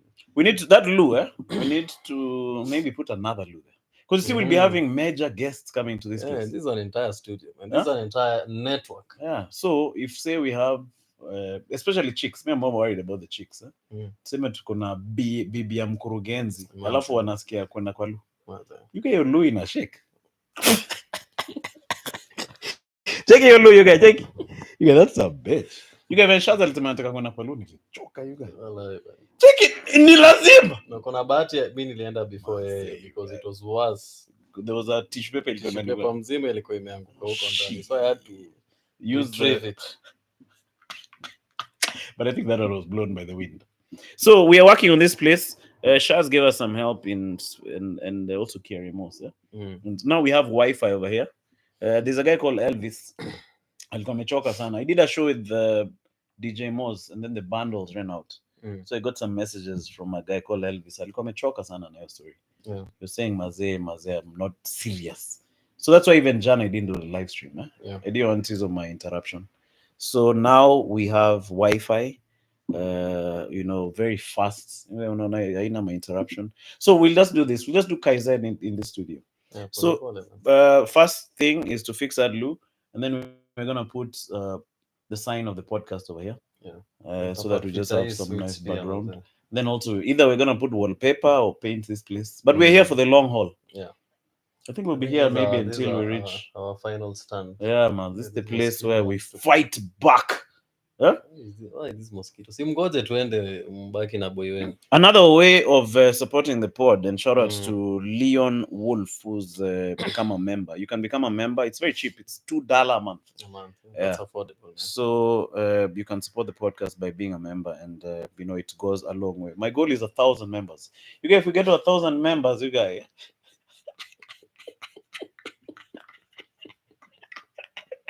We need a t-shirt for members. I think if we 1,000 members utapigia Alan mjue venye mtakuwa mna. You got 1,000 members can rip you forever, you guys.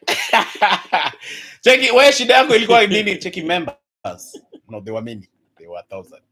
So if we fika 1,000 members, we can really have a sustainable podcast. Yeah, but also it's like venye tumefika saizi, man, the community, and now actually putting like names and avatars to faces and to actual people and to voices, and like this is something actually like it's growing. The community is growing, and even the impact that we are having to me. So for sure it will grow with time. With time. Yeah, pole you guys. Kaizen, bro. Cheers, guys. See you guys in the next one, man. Adios.